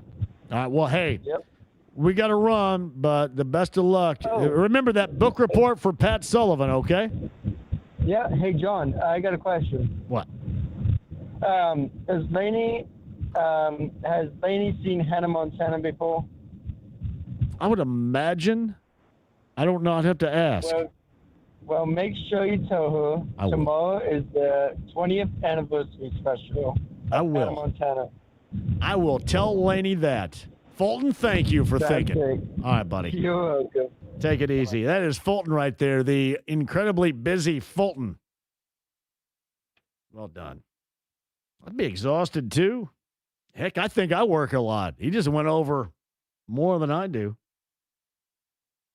Michigan State, Houston, Purdue, and Iowa State's my Final Four. All right, in terms of the Sweet 16, Duke, St. John's, check. Michigan State, UConn, check. Florida, Vanderbilt. You got a buzzer over there? Illinois, Houston, check. Arizona, Arkansas, check. Gonzaga, Purdue, a half an Michigan, Bama, check. Why did I pick Alabama? I can't believe I did that. And UVA and Iowa State, so half a there. Don't feel too bad. Alabama kind of screwed me over as well. So I'm doing all right. What did I miss? 4? I think I'm missing 4 teams in the Sweet 16. No wonder I'm number 1 in my 18th ranking. I'm the number 1 18th ranked team right now, bracket-wise. In the bracket of booze. I'll take it. Thank you. JMV, is the Tosh giveaway for Bloomington or Evansville? The Tosh giveaway is for Bloomington. If you're going to Evansville to see Tosh, I don't even know if Tosh is there. You got to go on your own. The IU Auditorium in Bloomington for Daniel Tosh. And by the way, we shall have more to give away later on this week. Hey, the Fan Golf Outing, 1075thefan.com. Make sure you're a part of that April the 30th. You know where that destination is. The Legends with our good friend Ted Bishop. That is coming up on April the 30th. It is going to be fun, including shooting against me. Good luck with that. That is coming up on the 30th of April, 1075thefan.com. The San Franciscan Health Golf Outing for the Fan, April the 30th. Log on 1075thefan.com to make sure you're a part of that today. Back in studio tomorrow. We're on the road Wednesday, Thursday, and Friday. Follow the show and be a part of that. Pacers, bottom of the hour. Pat Boylan's going to lead. If you missed it a little bit earlier today, Sweet 16 for the Boilers again, and Tom Deanhard is here to discuss all of that in San Jose. Meantime, on the Andy Moore Automotive Group hotline, speaking of blistering in a good way, the Nets. You know, it's funny, and Tom Deanhard of Gold and Black Illustrated joins us now. Normally, when you hear about Fletcher Lawyer, you only hear about the bad. When he plays well, he's kind of forgotten. When maybe the results aren't there, the production isn't there, he's at the forefront of criticism. I thought he was tremendous yesterday. Yeah, you're right. He can be a lightning rod, John. But, yeah, in reference to yesterday, he was lights out when they needed it. Of course, Braden Smith did not have his A game, didn't shoot well, had, I think, 8 turnovers. So somebody had to step up and hit some big shots. And like you said, when he's hitting from long range, a lot of problems tend to be solved. A lot of other things open up. So without a doubt, he's going to have to continue that hot hand as they head to San Jose real soon. Yeah. Was there much of an explanation for the Braden Smith shooting woes, especially, and maybe even not so much the shooting woes, but the incredible amount of turnovers that were right there, too? Because normally in a situation like that, that's going to sink the Boilermakers. So credit to Kaufman-Wren and credit to Lawyer and C.J. Cox in the first half, too.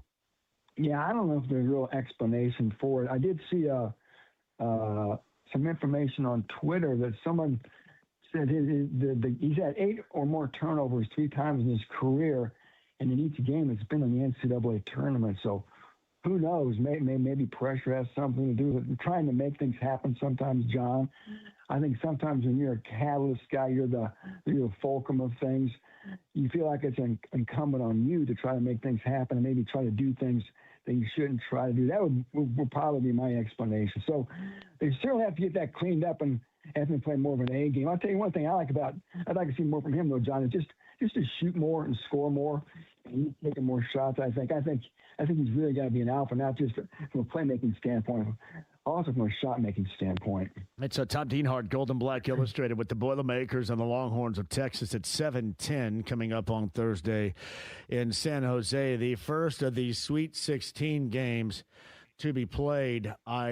Braden aside for a moment, too, what was involved in the evolution of this team going all the way back to the start of the Big Ten Conference Tournament in that first game against Northwestern to get them back on track? Because clearly this looks to be what the expectation was and not a lot of those results that we witnessed down the stretch of the regular season. What changed?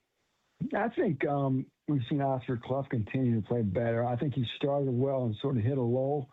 And we really seen, again, Clough find his stride, especially in March here and late in this season as well. He's been a real key guy from an offensive rebound standpoint, from a toughness standpoint, and from a rim protection standpoint to a degree. I think that's been key. And I tell you what, the play of some of those backcourt guys has been, obviously a big factor. We talk about Braden Smith, obviously. I think Zachary Harris, stepping up yesterday after Cox got hurt, hitting some shots. And Cox overall, he's been a key guy, sort of an unsung hero. When Lawyer hasn't played well or Smith hasn't played well, Cox has really stepped up and had some big games and hit some big shots to keep him in ball games late in the year and help them kind of get back on track late as well. I will say this, C.J. Cox saved them. It could have been drastically worse going into the half. And he hit the one versus the shot clock that was about 30 feet from the basket, notwithstanding.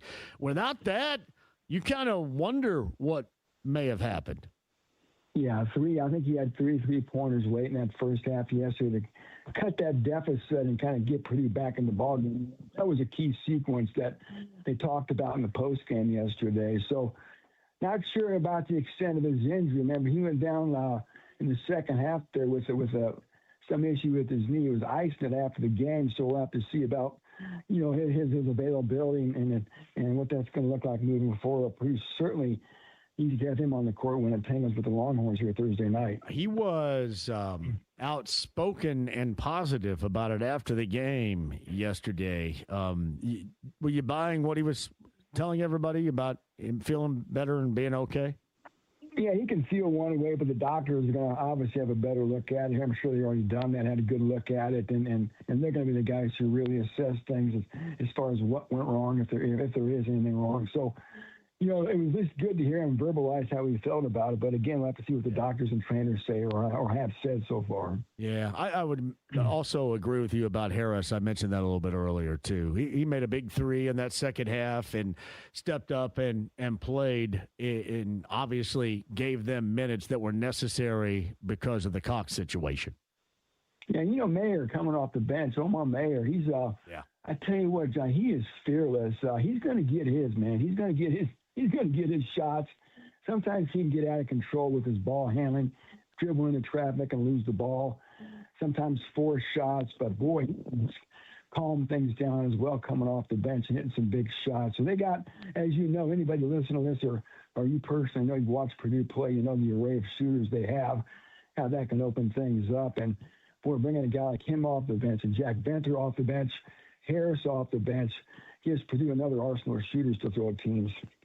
It's Tom Deanhard, Gold and Black Illustrated, is on the Andy Moore Automotive Group hotline. So, hey, he was 1 of 2 from range, and that it was a big one, a 3 that salted things away from Texas.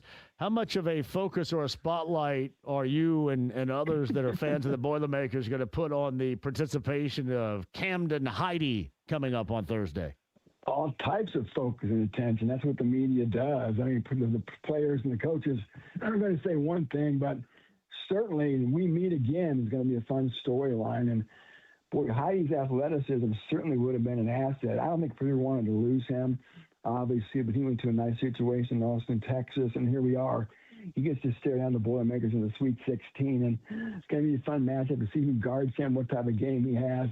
The Texas team, only 11 seed, as you guys know, but certainly playing well coming out of Dayton now in the Sweet 16, having nothing to lose, John. All the pressure's on the Boilermakers, and, yeah, that's going to be a big focus for the media and everybody as that game tips off Thursday night. Camden Heide meeting his old teammates, seeing what he can do. Were they surprised when Heide decided to bail? I don't think they were fully surprised. Him and Colvin, of course, left. Colvin lands in Wake Forest. I don't think so. I think they want an opportunity maybe to play in a different system, have a different role. No, there's nothing wrong with that, obviously. And each guy looks like they found a good place, right? I think Colvin has been happy with his experience in Winston-Salem. And then, of course, Heide as well in Austin, Texas. So good for them, right? That's just the way it is now. So, yeah, it's going to be a lot of fun. But, of course, man, I know you got to be Texas. Then you look what's looming after that, right? Arkansas, Arizona. The lifting only gets heavier if Purdue should get by the Longhorns. Do you envision a spot for Jacobson at any point? Or, it's just spot minutes. I guess maybe if you end up getting Arizona, maybe some spot minutes somewhere there. But yeah, it doesn't seem like he's going to get too much run here the rest of the way. It's going to have to be about matchups, like you said. Sometimes he can really look lost on defense and still not overly physical. He is he has that physique you want from a rim protector, a true rim protector. But again, he looks like he doesn't always have a lot of confidence. Again, we know about his physique not fully developed yet. And just his acumen on defense, he sometimes looks like he can get lost in the shuffle. He can bring you value, but look what we saw yesterday, right? I think he only played 2 or 3 minutes. So, like you said, if the matchups are right, we could get larger doses of him moving forward. Hey, Tommy D, so give me the minutes adjustment, the starters adjustment. Let's just say if C.J. Cox cannot go, and the worst is the worst coming up on Thursday. Well, yeah, I think Harris probably gets to start, right? And you still have the other guys off the bench, Banter coming off the bench, of course, Mayer coming off the bench. And it's obviously going to be a shorter bench. And you have to hope that you stay out of foul trouble. Sometimes a shorter bench isn't a bad thing, but increased minutes for everybody off the bench. And at this point moving forward, Braden Smith could be a guy pulling 40 minutes, 38 minutes. So it's the same with Lawyer. You just keep those guys on the court at this point if they can do it and aren't in foul trouble. So Harris would be obviously the biggest benefactor if for some reason Cox can't go. Yeah, I'm with you on the whole Clough thing too. It especially as of late, you can tell just how a big of a difference he has been. You go back to that Big Ten Conference tournament, and he was as good as anybody that we saw. Kaufman ran both those big guys, John, in Chicago for 4 games in a row.